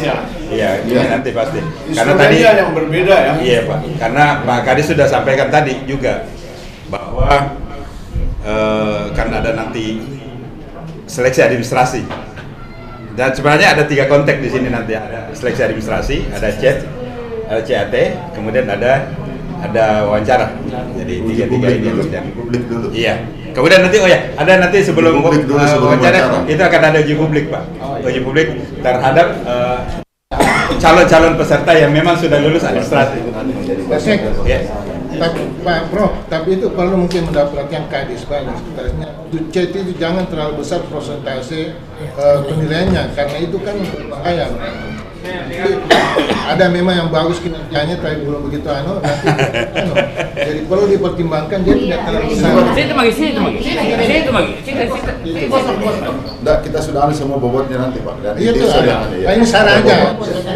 Prof Haris, bobotnya jangan terlalu besar cek gitu Pak. Tetap Bukan di situ yang terbesar Pak, jadi harus. Nah itulah ada artinya. passing grade. Ada Iya. bisa grade-nya Pak. Ya, yang jelas ada grade yang ditentukan Pak. Ini sudah tersusun dalam Di KK-nya sih. KK kita. Kemudian yang paling mendasar seorang kepala sekolah itu kan, kalau dulu zaman kami kepala sekolah itu namanya tugas pokoknya Maslim namanya. Maslim itu masih berlaku sampai sekarang. Dan saya setuju tadi Prof. Kepala sekolah itu harusnya memang kreatif, inovatif, kewirausahaan. Tambah satu tadi yang disampaikan oleh Pak Dr. Halim bahwa mampu mencukupkan. Ini persoalan-persoalan yang memang kita temui selama sama dengan Pak Kadis 7 bulan, 8 bulan ini yang kita temukan yang itu. Bagaimana seorang kepala sekolah itu mencukupkan. Iya Pak. Ya. Kalau durasi nanti tidak salah saran gitu. Yang ini satu Pak, yang mencukupkan itu yang susah karena mereka masih mengeluh. Sebenarnya kalau seorang manajer itu tidak boleh mengeluh karena persoalan-persoalan kecil mengeluh. Itu mungkin salah satu contoh. Saya makasih Pak. Mungkin ini masukan untuk kita Pak Kadis. Bagaimana kita memilih nanti kepala sekolah yang mampu mencukupkan. Saya kira itu. Makasih Pak. Saya serahkan Bunda. Lanjut saja dulu. Berfungsi ke Bunda. Bunda. Tabe, Pak Kadis, tabe. Bunda masih usia 40 tahun. Sama Pak, sama. Bagus sekali, cantik sekali Bunda ini. Sama Pak. Sama nih? Iya. Bismillahirrahmanirrahim. Assalamualaikum warahmatullahi wabarakatuh. Waalaikumsalam. Saya Pak Kasar, Ketua DPKM Kota Kasek di Makassar. dalam Ki. Yang dalam situ. saya banggakan Profesor Mudan dan Profesor Pak Umaran dan Kepala Dinas yang saya hormati, teman-teman rekan-rekan PPKM yang saya hargai. Artinya begini, bahwa terjadi keinginan wali kota untuk melakukan mutasi itu sah-sah saja Pak. Itu adalah kewenangan beliau. Dan arti bahwa mungkin sudah terevaluasi data-data yang dimiliki begitu banyak, kinerja kepala sekolah sangat tidak sesuai lagi keinginan dari wali kota. Dalam arti bahwa dasar pertimbangan sehingga mau mengadakan mutasi karena apa? Kalau hanya 2, 3, 4 itu bisa seru Pak. Kenapa saya diganti? Kamu tidak dan sebagainya. Nah, supaya tidak repot wali kota lebih ekstrak semuanya. Dalam arti begini, kinerja sangat menonjol saat ini karena begitu banyak persoalan yang dialami oleh sekolah. Dalam arti bahwa masih banyak kepala sekolah tidak menguasai tugas-tugas tanggung jawab sebagai kepala sekolah, sehingga disitulah salah satu dinilai oleh Pak Wali Kota. Karena apa? Dilihat dari kinerjanya. Karena guru-guru sekolah tidak pernah ada kegiatan-kegiatan pelatihan dalam rangka untuk meningkatkan kualitas guru. Nah itu harusnya kepala sekolah yang memikirkan. Nah harusnya dia ngajukan kepada Pak Wali Kota ataukah membuat program dan ajukan kepada Kepala Dinas Pendidikan. Nah itu yang mempengaruhi sehingga kinerja mereka kepala sekolah sangat tidak bagus. Kemudian kedua, tidak semudah pikiran kita untuk mau mengganti. Saya pernah Pak menjadi asisten 4. Jalur koordinasi saya adalah dengan BKD, termasuk Dinas Pendidikan. Nah waktu itu sangat sulit kita kalau kita ingin menentukan siapa penggantinya karena dilihat dari kepangkatan. Kalau di dalam sekolah ada pangkatnya lebih tinggi daripada kepala sekolah yang mau dicalonkan seperti itu. Nah sehingga sangat sulit. Kedua lagi kita lihat lagi jalur karirnya, alur karirnya. Apakah dia pernah di sekolah mengajar, terus kemudian nanti jadi kepala sekolah, nggak ngerti bahwa apakah begini cara sistem mengajar dan sebagainya, sistem mengarahkan seluruh guru-guru yang ada di sekolah. Nah ini yang paling banyak, yang paling berat. Nah nanti Pak Wali Kota sendiri akan pusing, berat, karena nanti setelah selesai pengukuhan atau pelantikan banyak koreksi. Nah itu harus disadari oleh kota. Tetapi itu kan haknya Pak Wali Kota. Sah-sah saja Pak. Kita tidak boleh terlalu banyak mengomentari kebijakan beliau karena ada pertimbangan-pertimbangan. Apalagi beliau punya staf ahli, sudah ada masukan, saran di dalam rangka untuk mutasi. Termasuk kepala puskesmas. Kepala puskesmas dia sekarang banyak sorotan. Nah wajar. Olehnya itu saya memberikan kepada kita semua bahwa kita tidak terlalu banyak mengkoreksi Pak Wali Kota karena itu adalah hak tanggung jawab daripada Pak Wali Kota. Karena apa? Kalau kinerja guru tidak bagus, akan Bunda dengan Pak Wali lagi bagus. Tidak begitu Pak, tidak begitu. Saya pahami karena beliau ingin pencitraan ke depan harus bagus pemerintahannya.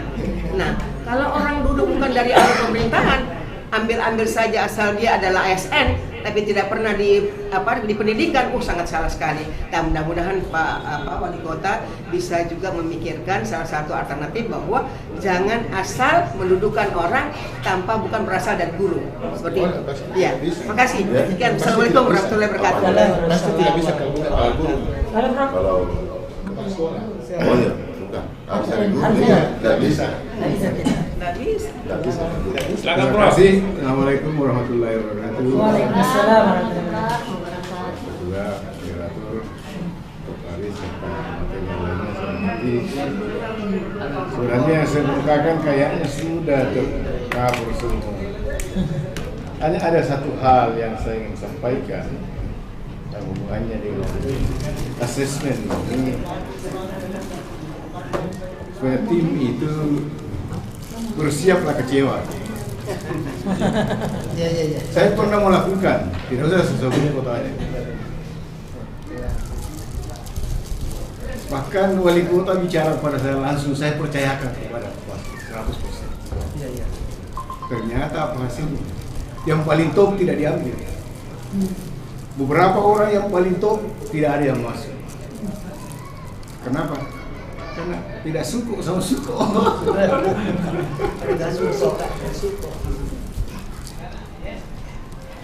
Saya pikirkan juga tadi bahwa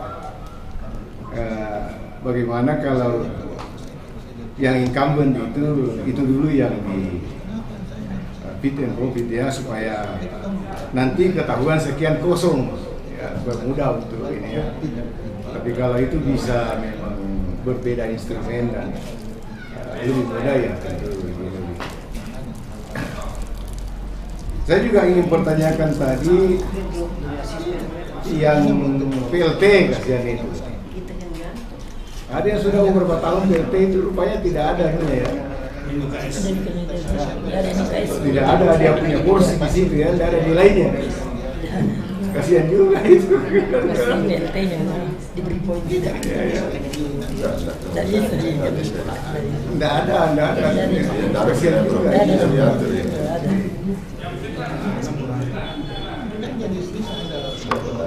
Berarti dia masuk, tapi dia bisa masuk sebagai guru biasa itu, masuk seleksi. Memang guru kok, rata-rata guru. Dia hanya guru saja. Guru saja. Statusnya sebagai guru. Sebagai guru. Ya, yang jelas bisa haknya juga ada dong. Jadi kalau dia syarat PLT bisa ikut Prof ketika memenuhi syarat. Bisa yang penting bisa ikut kan. menjadi agak berat ketika pada saat pemilihan PLT tidak berdasar pada syarat. Seperti yang dikhawatirkan tadi. Andai kan yang saya adalah yang memang ada tanda-tanda menjadi kepala sekolah, saya kira konteks syarat. Ya, jadi salah satu juga pengamatan saya selama ini terhadap kepala sekolah bahwa salah satu yang memang kurang mendapat perhatian kepala sekolah itu adalah teaching and learning leadership. Itu yang sangat kurang itu. Memperhatikan bagaimana proses pembelajaran dan sebagainya itu sangat kurang. Karena Kenapa? Karena itu boleh dikata tidak nampak kan? Kepala sekolah lebih suka hal-hal yang nampak, merenovasi sekolah, kelas, fisik.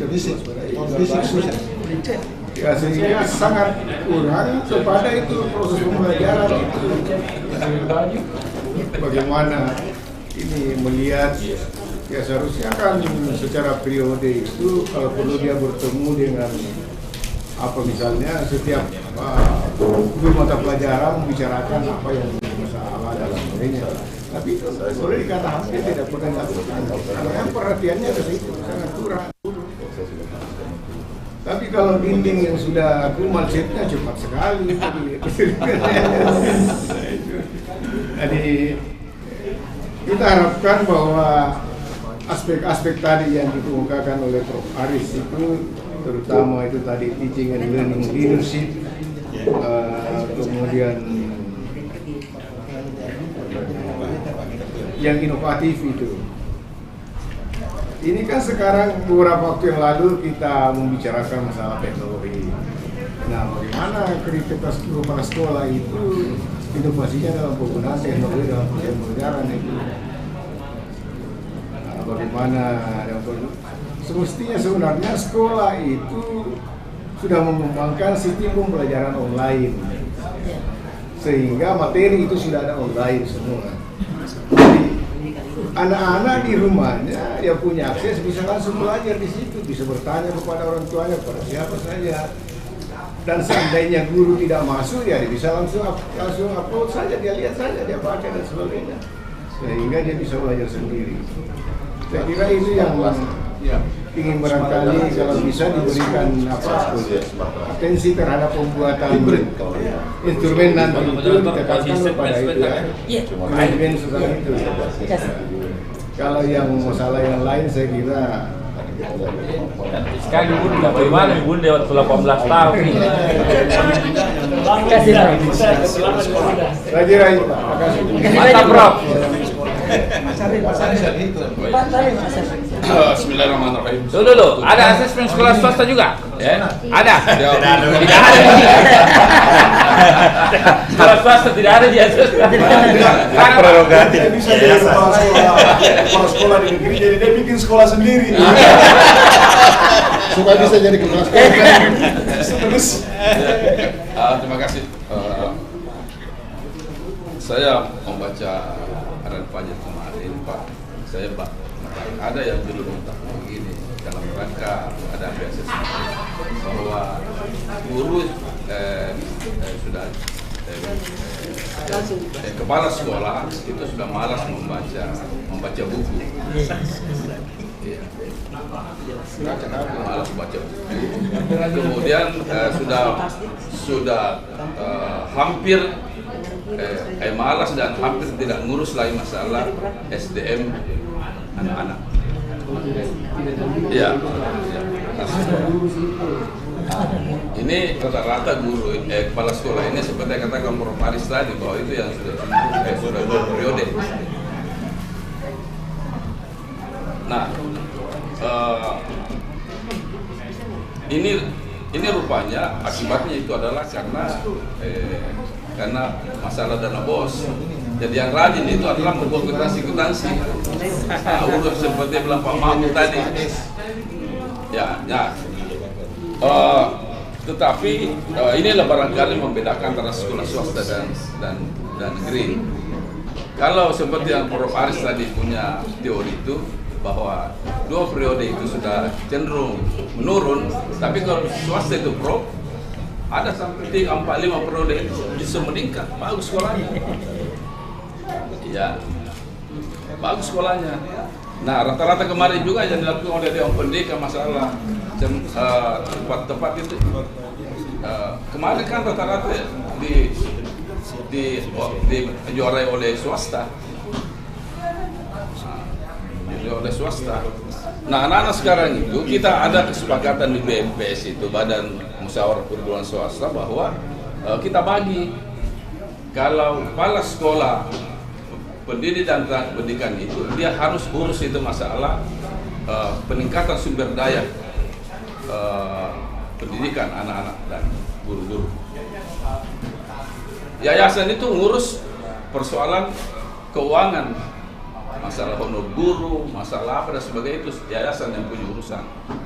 Masalah peningkatan sumber daya guru. Jadi kepala-kepala sekolah yang tidak ada lagi yang ngurus itu dana bos, tidak ada lagi yang ngurus masalah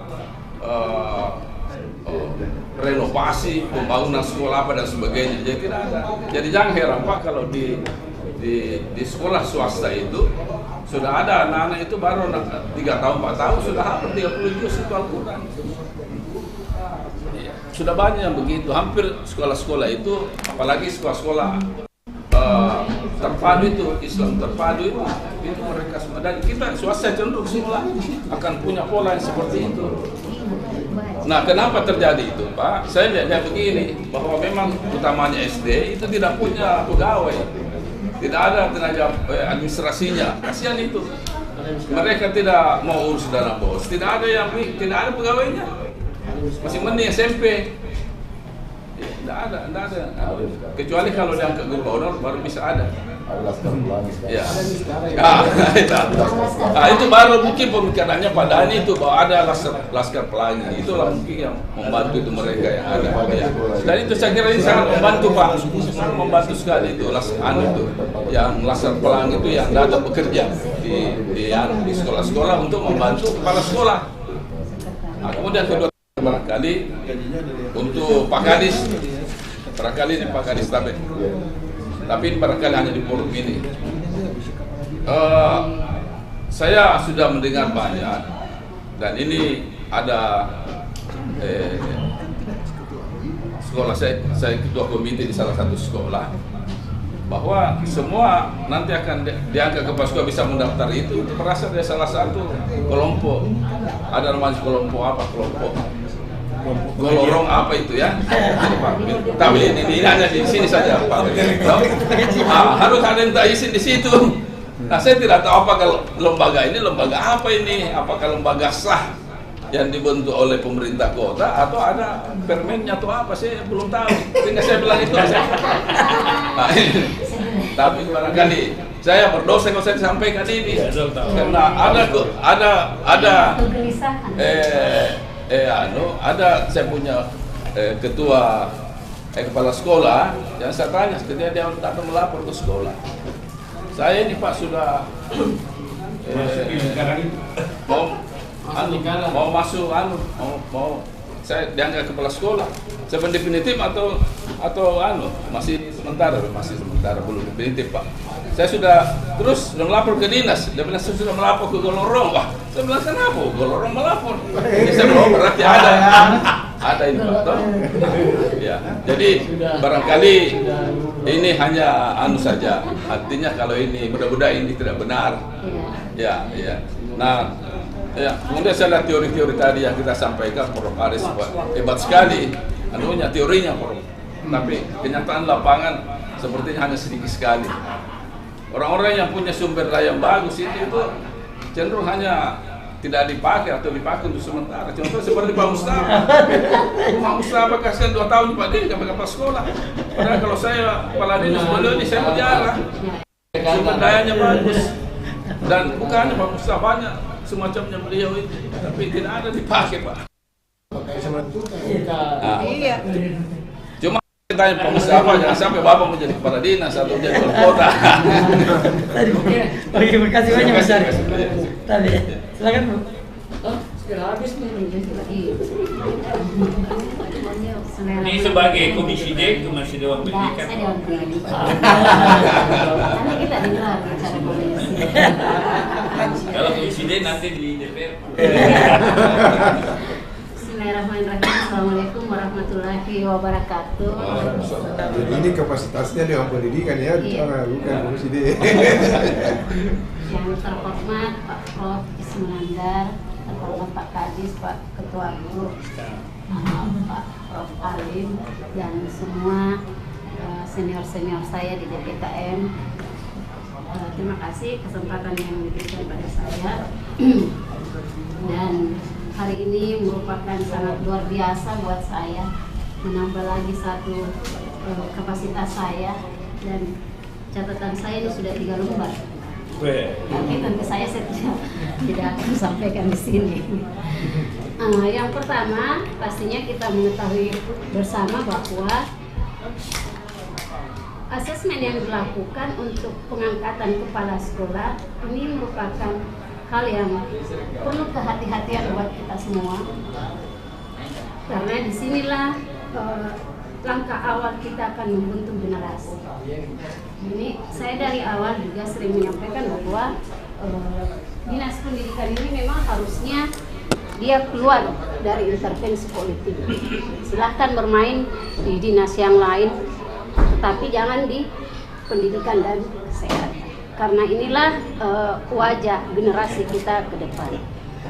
Ada beberapa hal yang ingin saya tanyakan dan ada beberapa hal juga menjadi masukan saya. Yang pertama adalah tentang tim yang akan dibentuk. Tim pertimbangan pengangkatan kepala sekolah yang berdasarkan dirjen yang kita semua sudah pahami ada 4 sekretariat daerah yang artinya bukan harus sekda ya, tetapi ini lembaga. Bisa jadi asisten atau terserah itu menjadi kewenangan dari Bapak Wali Kota sendiri. Dan sayangnya di tim pertimbangan ini dia hanya berbicara minimal. Harusnya kita juga harusnya dikunci. Ada berapa banyak? Karena jangan sampai ini juga menjadi liar, terlalu banyak yang pada akhirnya nanti kita khawatirkan hasilnya pun tidak sesuai dengan ekspektasi kita. Kalau dimungkinkan, saya juga mengusulkan selain dari Sekda, Distrik, Dewan Pendidikan dan pengawas sekolah, kita berharap ada dari luar. Ada eksternal Pak Wali yang dan harus sebenarnya itu harus diumumkan secara cepat ya, supaya semua publik sudah tahu tim dibentuk sehingga kita sudah bisa membaca bahwa betul-betul yang diinginkan bagus ke depan. Yang kedua, ini juga Prof. tentang kita melihat bagaimana kepala sekolah ya akuntabilitasnya. Kalau ini dimungkinkan Pak Kadis, barangkali kita harus membuat komitmen untuk calon kepala sekolah ke depan ya harus ada hitam di atas putih juga bahwa dia harus transparansi keuangan. Ini menurut saya yang paling penting dan hal inilah yang membuat sistem pembelajaran di sekolah menjadi sesuatu hal yang tidak terkonek sama semua guru. Ada kayak disembunyikan. Kita sudah tidak melihat lagi ya di sekolah itu ada papan bicara tentang penggunaan dana BOS. Coba kita pergi periksa. Itu sudah tidak muncul lagi. Saya tidak tahu ada apa. Padahal itu harusnya ada. Jadi hal yang harus ada di pemilihan nanti bahwa mereka siap bertanda tangan komitmen untuk transparansi keuangan dana BOS. Jadi ketika terjadi pergantian di tengah jalan, ini tidak menjadi polemik karena memang mereka sudah tanda tangani.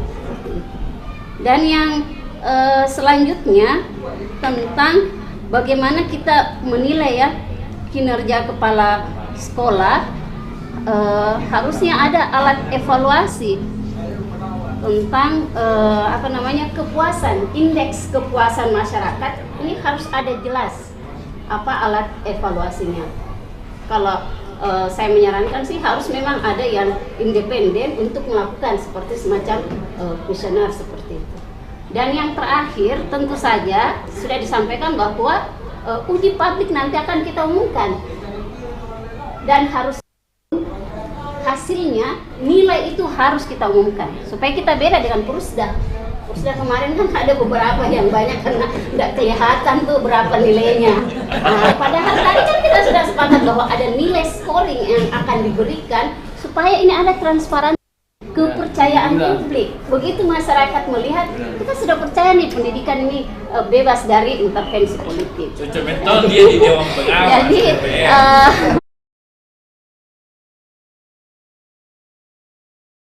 menyangkut tentang proses pembelajaran. Yang selanjutnya adalah yang tadi ya, bagaimana kepala sekolah itu merasa tingkat kejenuhan setelah beberapa periode menjabat. barangkali saja ini pemikiran saya, karena dia ditempatkan memang di zona yang nyaman. Coba kalau kepala sekolah itu hanya satu periode saja atau beberapa tahun saya di satu sekolah yang sudah bagus dibentuk, lalu dia ditempatkan di sekolah yang penuh dengan tantangan. Ini barangkali bisa masuk. Walaupun juga agak beda dengan sekolah penggerak sih. Saya harapannya sih tidak hanya dia di satu sekolah itu saja, dia harus keluar. Jadi ini saya melihat sistem pendidikan kita ini jadinya tidak sama-sama berjalan. Sekolah penggerak yang memang penggerak dia akan melaju cepat, sementara yang belum ini akan tersendat. Jadinya pendidikan kita, satuan pendidikan kita juga jadinya akan timpang. Jadi dia padahal yang kita harapkan adalah sama lagi seperti itu. Jadi sangat cukup. Terima kasih. Assalamualaikum warahmatullahi wabarakatuh. Baik. Cocok di DPR mewah. Terima kasih. Cocok di komisi D, lembaga pengawas. Terima kasih Bu. Pak, sebelum ditanya, itu ada yang mau ditambahkan? Ya, makasih. Assalamualaikum warahmatullahi wabarakatuh. Jumat setengah 12 lah kiranya. Pak Kadis, saya setuju dengan Ibu Apiati. Kewenangan soal pengangkatan kepala sekolah sudah pasti itu PPK-nya lah, pejabat pembina kepegawaian teknisnya Pak Kadis. Jangan kemudian kewenangan itu kita yang mau ambil, kira-kira begitu. Itu udah pasti ribut Pak. Nah, syukur-syukur, alhamdulillah Pak Menteri ini buat regulasi yang mengangkatlah keberadaan Dewan Pendidikan, karena kita diikutsertakan dalam tim pertimbangan yang akan mengasesmen atau akan menilai siapa guru yang layak menjadi kepala sekolah, karena ini tugas tambahan. Memang ada selama ini autokritik saja, selama ini memang Pak Kadis kepala sekolah ini sejak dia ada kewenangan, tidak tahu sekarang apa masih ada. Swakelola itu ini kepala sekolah jadi kontraktor Pak sekarang Pak. Dan udah nggak ada sekarang. Alhamdulillah, ini yang selama ini merusak sebenarnya, paling merusak mentalitas. Yang harusnya dia pantau cara mengajar guru berubah jadi kontraktor Pak.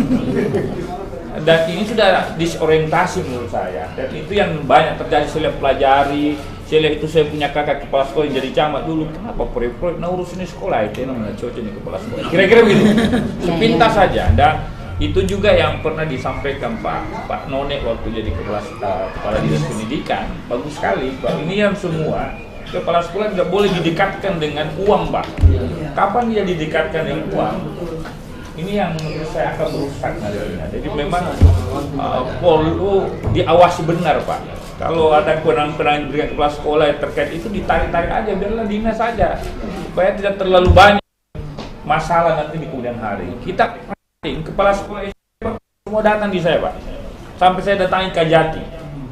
Waktu sebelum Pak Wali, kasus apa itu di Kejaksaan Negeri Makassar. Buku Pak. Buku datang semua, sampai saya yang turun gunung datangi Pak Kajati, janganlah kasihan kepala sekolah. Pada akhirnya dia kembalikan akhirnya karena ada temuan dari inspektorat. Hal-hal ini yang kita tidak mau terjadi di sekolah-sekolah Pak. Pendidik tapi orang bicara korupsi di situ tidak bagus Pak. Ini yang harus dijaga, makanya momen inilah tim asesmen ini mudah-mudahan bisa mencetak kepala sekolah yang berkualitas. Sekarang masalahnya Pak Kadis, ada berapa orang ini Dewan Pendidikan. Memilih ini salah satu pusing saya Pak, selalu ketua Dewan Pendidikan. Siapa yang mau saya tunjuk mewakili Dewan Pendidikan. Makanya sebentar ini kami mau pleno rapat menentukan. Nah, menentukan. Ada surat saya belum jawab, dan nanti akan kami jawab. Unsur mana? Saya mungkin Pak Kadis, karena kan banyak sekolah, berapa sekolah? 315 tambah SMP 55. Barangkali kita bentuk tim nanti, ada tim 1, tim 2 karena gemuk ini ada perwakilan. Kami juga akan mengusul nama mungkin 2 atau 3 orang, nanti kita yang mana cocok. Kira-kira begitu. Karena ini Pusing juga saya di sini menentukan Pak Kadis, tapi ini internal saya. Tidak pusing ya sebenarnya, selesai sebenarnya. Sudah ada nama saya. Udah ada nama. Oh iya. Nanti saya minta persetujuan kalau gitu. Tidak masalah Ji, yang penting ada dari Dewan Pendidikan. Saya sih wanti-wanti tidak mungkin ketua, tidak mungkin wakil ketua, karena kita sudah komisi D. Ya memang Pak Kadis, dia kode saya di Bali bisa unsur media, pendidikan, nah itu. Nah, jadi saya sudah sampaikan kemarin.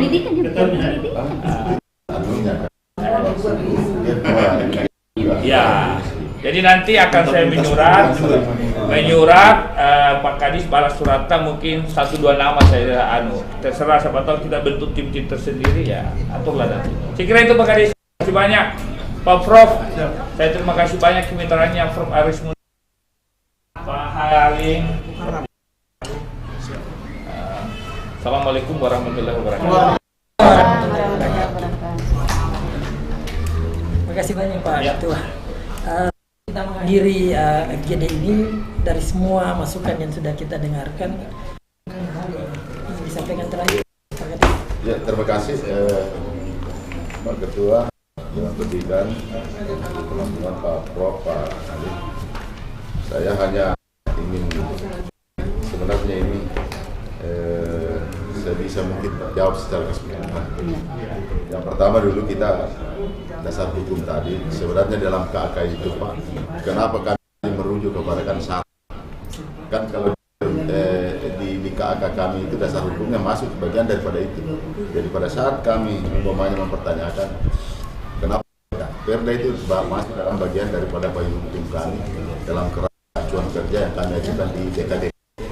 Karena kemarin memang saya begini Bapak, sebenarnya bukan lambat. Hari ini hanya komunikasi kami dengan BKD. Artinya sebelum penerimaan PPDB itu kami sudah ajukan ke AKAN. Tetapi di pihak BKD ini saya menunggu juga. Pak Wali itu posisinya kan di BKD untuk mengumumkan. Kami sudah menyampaikan, awalnya itu bidan kami sudah buat koordinasi, saya buat ke AK-nya. Masih bulan 5 saya buat. Saya ajukan, kami menunggu. Artinya kita ini kan jadwal seleksi ini panjang. Sehingga pada saat kemarin ada saya sampai Pak kami lambat, saya kirim itu ke AK lewat tadinya, langsung mengatakan, karena tidak ada kami menunggu. Juga tersendiri, sehingga kami jawab dalam WA, ini tupoksi BKD, tapi bahannya dari dinas. Inilah yang saya oporkan ke kepala BKD. Jadi pada saat saya oporkan ke telepon saya, karena BN-nya katanya dia ini bukan kita, selalu mengatakan bukan kami, ini harus pendidikan. Nah, inilah yang terjadi kemarin, sebenarnya memperlambat antara komunikasi dengan kami. Jadi di sisi lain adalah pejabat di bawah BKD sekretaris selalu diharapkan diulang tunggu dulu, saya tidak berani, dia tidak pernah juga melapor. Saya bahkan sudah mengandar rapat, dia tidak datang.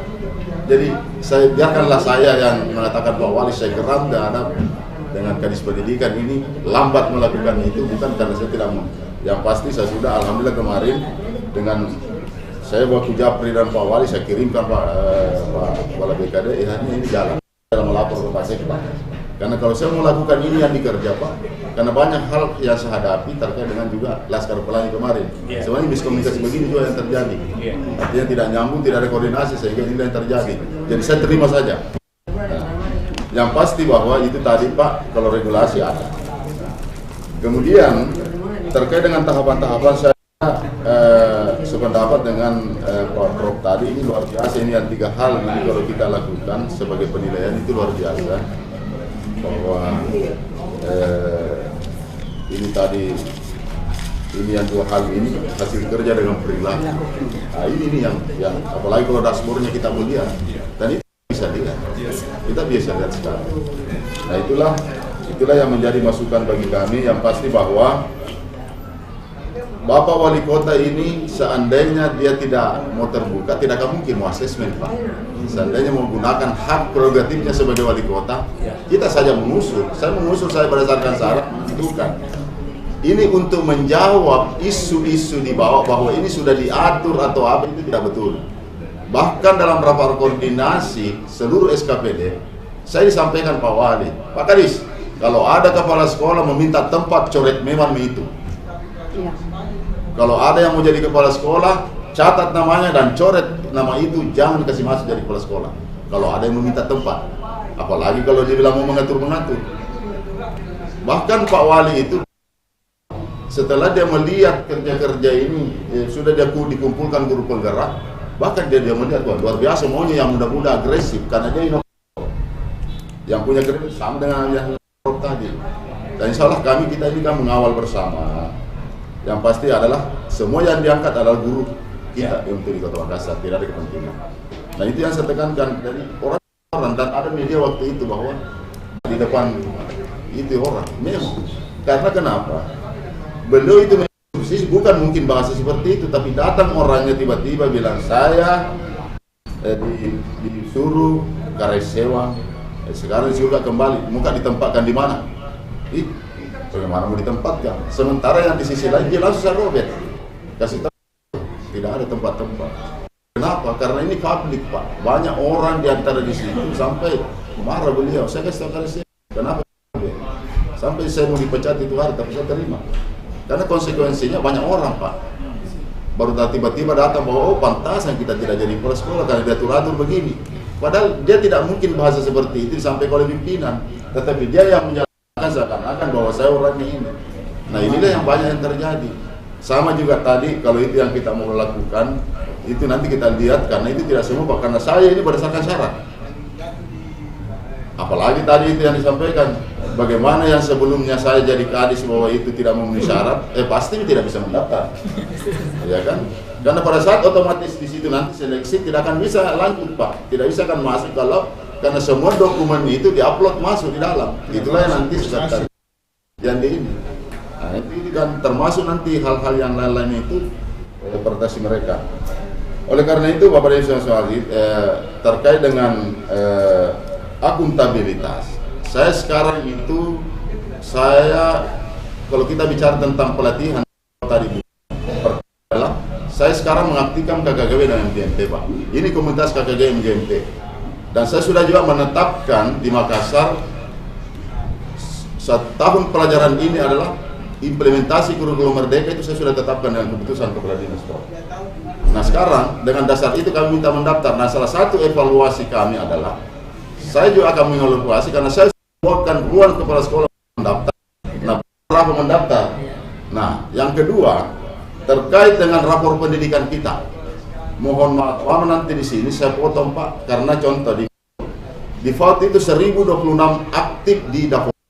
Sementara yang sesungguhnya berproses 500-an. Sehingga jangan berharap rapor pendidikan kita bisa naik, karena ini yang mempengaruhi pembagiannya lebih besar daripada banyak yang FAUT kita, saya uji coba kemarin dengan Pak Direktur FAUT. Datang turun Pak, kita pas itu yang mau disurvei, ternyata berubah menjadi penjual tabung. Ini kan, demikian juga di SD, demikian juga di SMP Pak. Karena kapan tidak saya tertibkan, saya tidak nonaktifkan di dalam dapodik ini, tapi saya tentu punya tahapan, tidak mungkin langsung. Jadi saya buatkan teguran 1, 2, 3. Sudah ada datanya semua sekolah swasta yang tidak begini, saya akan tutup itu Pak. Dan bahkan di FAUT itu disinilah banyak hal BOP yang banyak bermasalah, sehingga ini saya harus tertibkan. Demikian juga di SMP Pak. Jadi kalau saya lihat di situ, ini kan kita mau melihat karena di dapur itu disitulah kelihatan ATS yang tinggi padahal sesungguhnya. Ini yang salah harus diperbaiki. Makanya itu pendataan pelajatan semua data ini kita dapatkan anak yang tidak sekolah atau yang putus sekolah atau yang ada yang apa dan sebagainya, ini kita akan dapatkan nanti itu. Saya sudah bicara karena di statistik itu yang ditarik adalah data dapodik. Nah sementara kalau kapan kami tidak perbaiki ini data, maka itu ATS kemungkinan besar. Karena contohnya di sekolah itu Pak kan biasanya itu yang catat dari tahun ke tahun itu kan tidak pernah berubah. Berarti tidak sehingga itu tercatat terus, berarti ada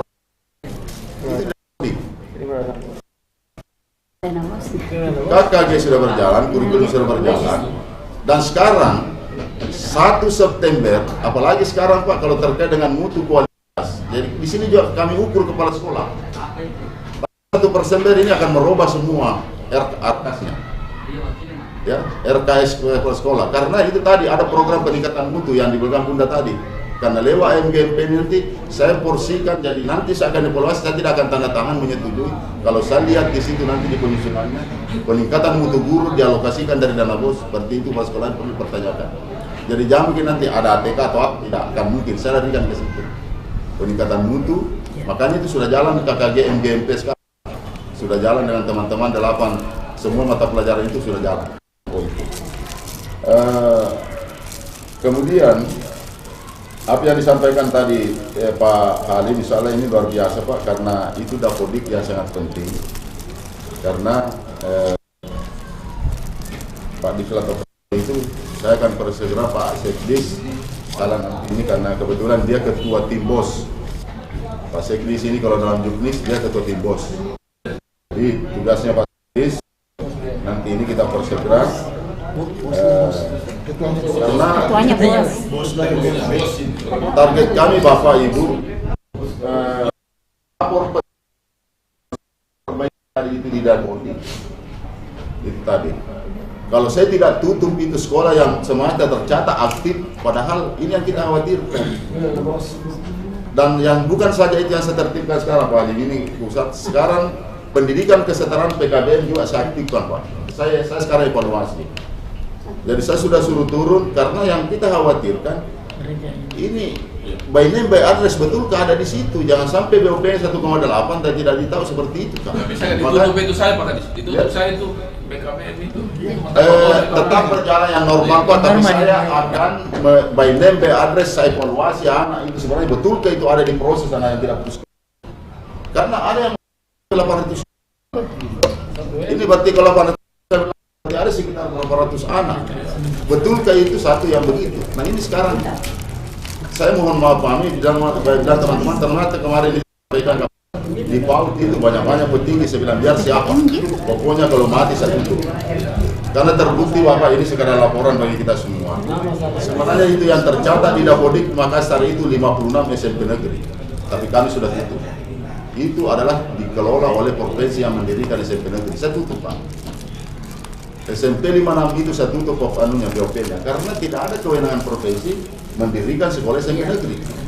Kemarin itu saya sudah kembalikan, saya selamatkan itu anak yang kelas 3 karena saya sudah tutup, Dapodik tidak bisa dapat belangko. Jadi saya cepat alihkan untuk peserta ujian di SMP sekolah. Makanya masih menerima lagi tahun ini. Menerima lagi siswa baru. Itu yang saya sudah mau maaf. Saya kasih tahu orang tua tidak ada lagi karena kami sudah kasih solusi. Mestinya disosialisasikan bahwa sekolah ini tidak lain. Sudah saya Pak. Selalu dinas provinsi ada pergub. Jadi saya tahu dasarnya pergub apa? Pergub itu kan Undang-Undang 23 jelas di situ kewenangan-kewenangan. Jadi saya sarankan kemarin dinas pendidikan dengan pemuda olahraga, kalau ini mau dijadikan sekolah, maka kami minta yayasan, ya lebih baik cepat jadi yayasan. Artinya kalau kita ini berikan legal dan kami berikan operasional, lebih baik alihkan menjadi sekolah yayasan. Artinya pertiwi. Kemarin ada provinsi, masukkan ke situ negeri. Oh susah itu, susah. Nah ini mohon maaf, ini saya sudah laporkan juga ke Wali bahwa itu sejak Januari saya tutup Pak. Dan begitu saya masuk Kadis, saya cari sekolah. Ini 56 siapa? Oh begitu saya langsung matikan di Dapodik. Datanglah guru-guru, datang dia mau sampai dia mau serahkan ke kami. Saya bilang jangan serahkan sekolahnya, tapi asetnya tidak ada. Nah, berarti kalau begitu lebih bagus kita duduk, nanti sebagian aja tidak mau juga begitu. Inilah hal-hal yang banyak memang persoalan terkait dengan data. Dan insyaallah semua yang menjadi masukan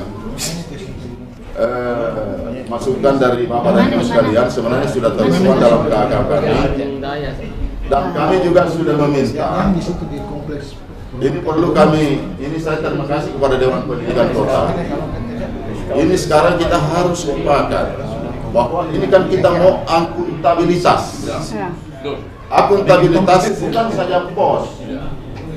Kan begini, itu paguyuban. Saya minta perintahkan tutup paguyuban. Dari dulu memang. Itu adalah tidak ada dasar hukum, tidak ada aturan yang kecuali yang komite. Tim Merah Putih dibubarkan di Tim Merah. Saya bukan karena memang di kesenjangan. Itu namanya komite di dalam komite. Iya. Jadi orang tua ini terjadi perkesenjangan karena orang yang tidak harus selalu berkuasa jadi saling bukti. Betul itu. Jadi kami minta, saya sudah berkomitmen dengan Pak Ketua DPR waktu itu, kita dia juga sebagai Ketua Dewan, saya bilang, saya langsung katakan, saya minta kepala sekolah dan Pak Wali juga sudah sampaikan, tolong hentikan semua ini, artinya ikuti perintah Kadis. Artinya bukan perintah Kadis, tapi itu yang tidak betul. Kita berjalan sesuai dengan aturan, karena itu butuh transparansi. Makanya saya katakan, paguyuban terbuka tidak selama ini. Nah sekarang kalau dia beli sesuatu barang di dalam, nah sekarang siapa? Itu harus tercatat sebagai inventaris sekolah. Nah sekarang tercatat tidak seperti itu. Nah ini harus kita bertanggungjawabkan semua kalau bicara akuntabilitas. Nah kalau dikatakan paguyuban itu adalah pungli, saya bisa katakan saya bicara tentang itu adalah pungli. Iya kan? Nah ini yang perlu banyak memang pekerjaan kita pengawasan itu. Yang pasti bahwa terkait dengan masukan-masukan tadi kami mohon karena SK Wali Kota kalau saya tidak salah sudah ditandatangan karena DKD kemarin itu, bahkan kami mengurat ke Infocom untuk server sudah ada tahapan Pak. Jadi tahapannya ini bukan panjang, ke perkiraan kami itu dibikin awal Oktober baru selesai. Karena ini bukan karena banyak, ini tentu bagaimana nanti bukan saja mewawancarai begituan. Kenapa ada uji publik? Uji publik sebelum wawancara maunya Pak Wali, karena itu bisa nanti menjadi pertanyaan. Kan kita bisa melihat nanti Pak, bagian daripada wawancara, karena itu kan masukan masyarakat tentang kepuasan. Nah terkait dengan tingkat kepuasan pendidikan, kepuasan masyarakat itu ada di balik banda sebenarnya Ibu Yeni. Ibu Yeni, itu kalau di tingkat kepuasan tentang survei independen itu ada di balik band. Di balik banda itu di situ kan dikaitnya difokuskan anggaran di situ. Jadi di situ nanti kita dipaparkan tingkat kepuasan layanan pendidikan itu semua ada. Jadi kita lihat di situ. Jadi kalau itu ada di balik banda ada. Setiap tahun itu kita dipoporkan tingkat kepuasan IKM. Karena dulu memang masing-masing kita punya tapi itu disatukan ke karena waktu itu kita kan punya pusat kepala sekolah 2NM. Oh iya Pak. Kami dulu mengembangkan aplikasi namanya Rekepsek, online rekrutmen kepala sekolah. Itu kita pakai juga untuk di daerah-daerah yang lain. Tujuannya pertama sebenarnya adalah untuk keterbukaan, untuk menjamin bahwa semua orang yang bersyarat boleh mendaftar, terbuka. Jadi itu dulu ya kan, itu dulu karena jangan sampai ada kesan bahwa ini hanya dibatasi pada orang terbuka. Yang kedua, sistem itu, aplikasi itu kita pakai untuk seleksi administrasi. Semua masukan melalui sistem online semua. Ya, yang ketiga itu chatnya komputer assessment test. Kita sudah siapkan semua dengan berbagai instrumen yang kita sudah siapkan. Nah, kalau nanti ada kesulitan itu bisa juga kita coba lihat. Paling tidak untuk pembanding lah. Ya, kan banyak tanya-tanya kemana ya harus itu. Swasta juga harus itu karena bagian dari mana pertanggungjawaban. Jadi swasta nanti kepala sekolah swasta menjadi KPA. Ya. Terima kasih banyak Pak Kadis. Terima kasih Ibu Bapak sekalian. Terima kasih atas atensi dan masukan-masukannya. Demikian. Assalamualaikum warahmatullahi wabarakatuh. Waalaikumsalam. Bukan hibah lagi Pak. Bukan. Kalau hibah itu yang sekarang hibah. Tahun depan itu dia masuk dalam DAK non fisik. DAK non fisik itu masuk dalam APBD. APBD masuk di dalam. Otomatis harus dipertanggungjawabkan di APBD. Udah benar ya. Jadi dia kepala sekolah dia masuk KPA. Jadi benar. Karena peraturan itu jadi bantuan lebih ada lebih kuat. Jadi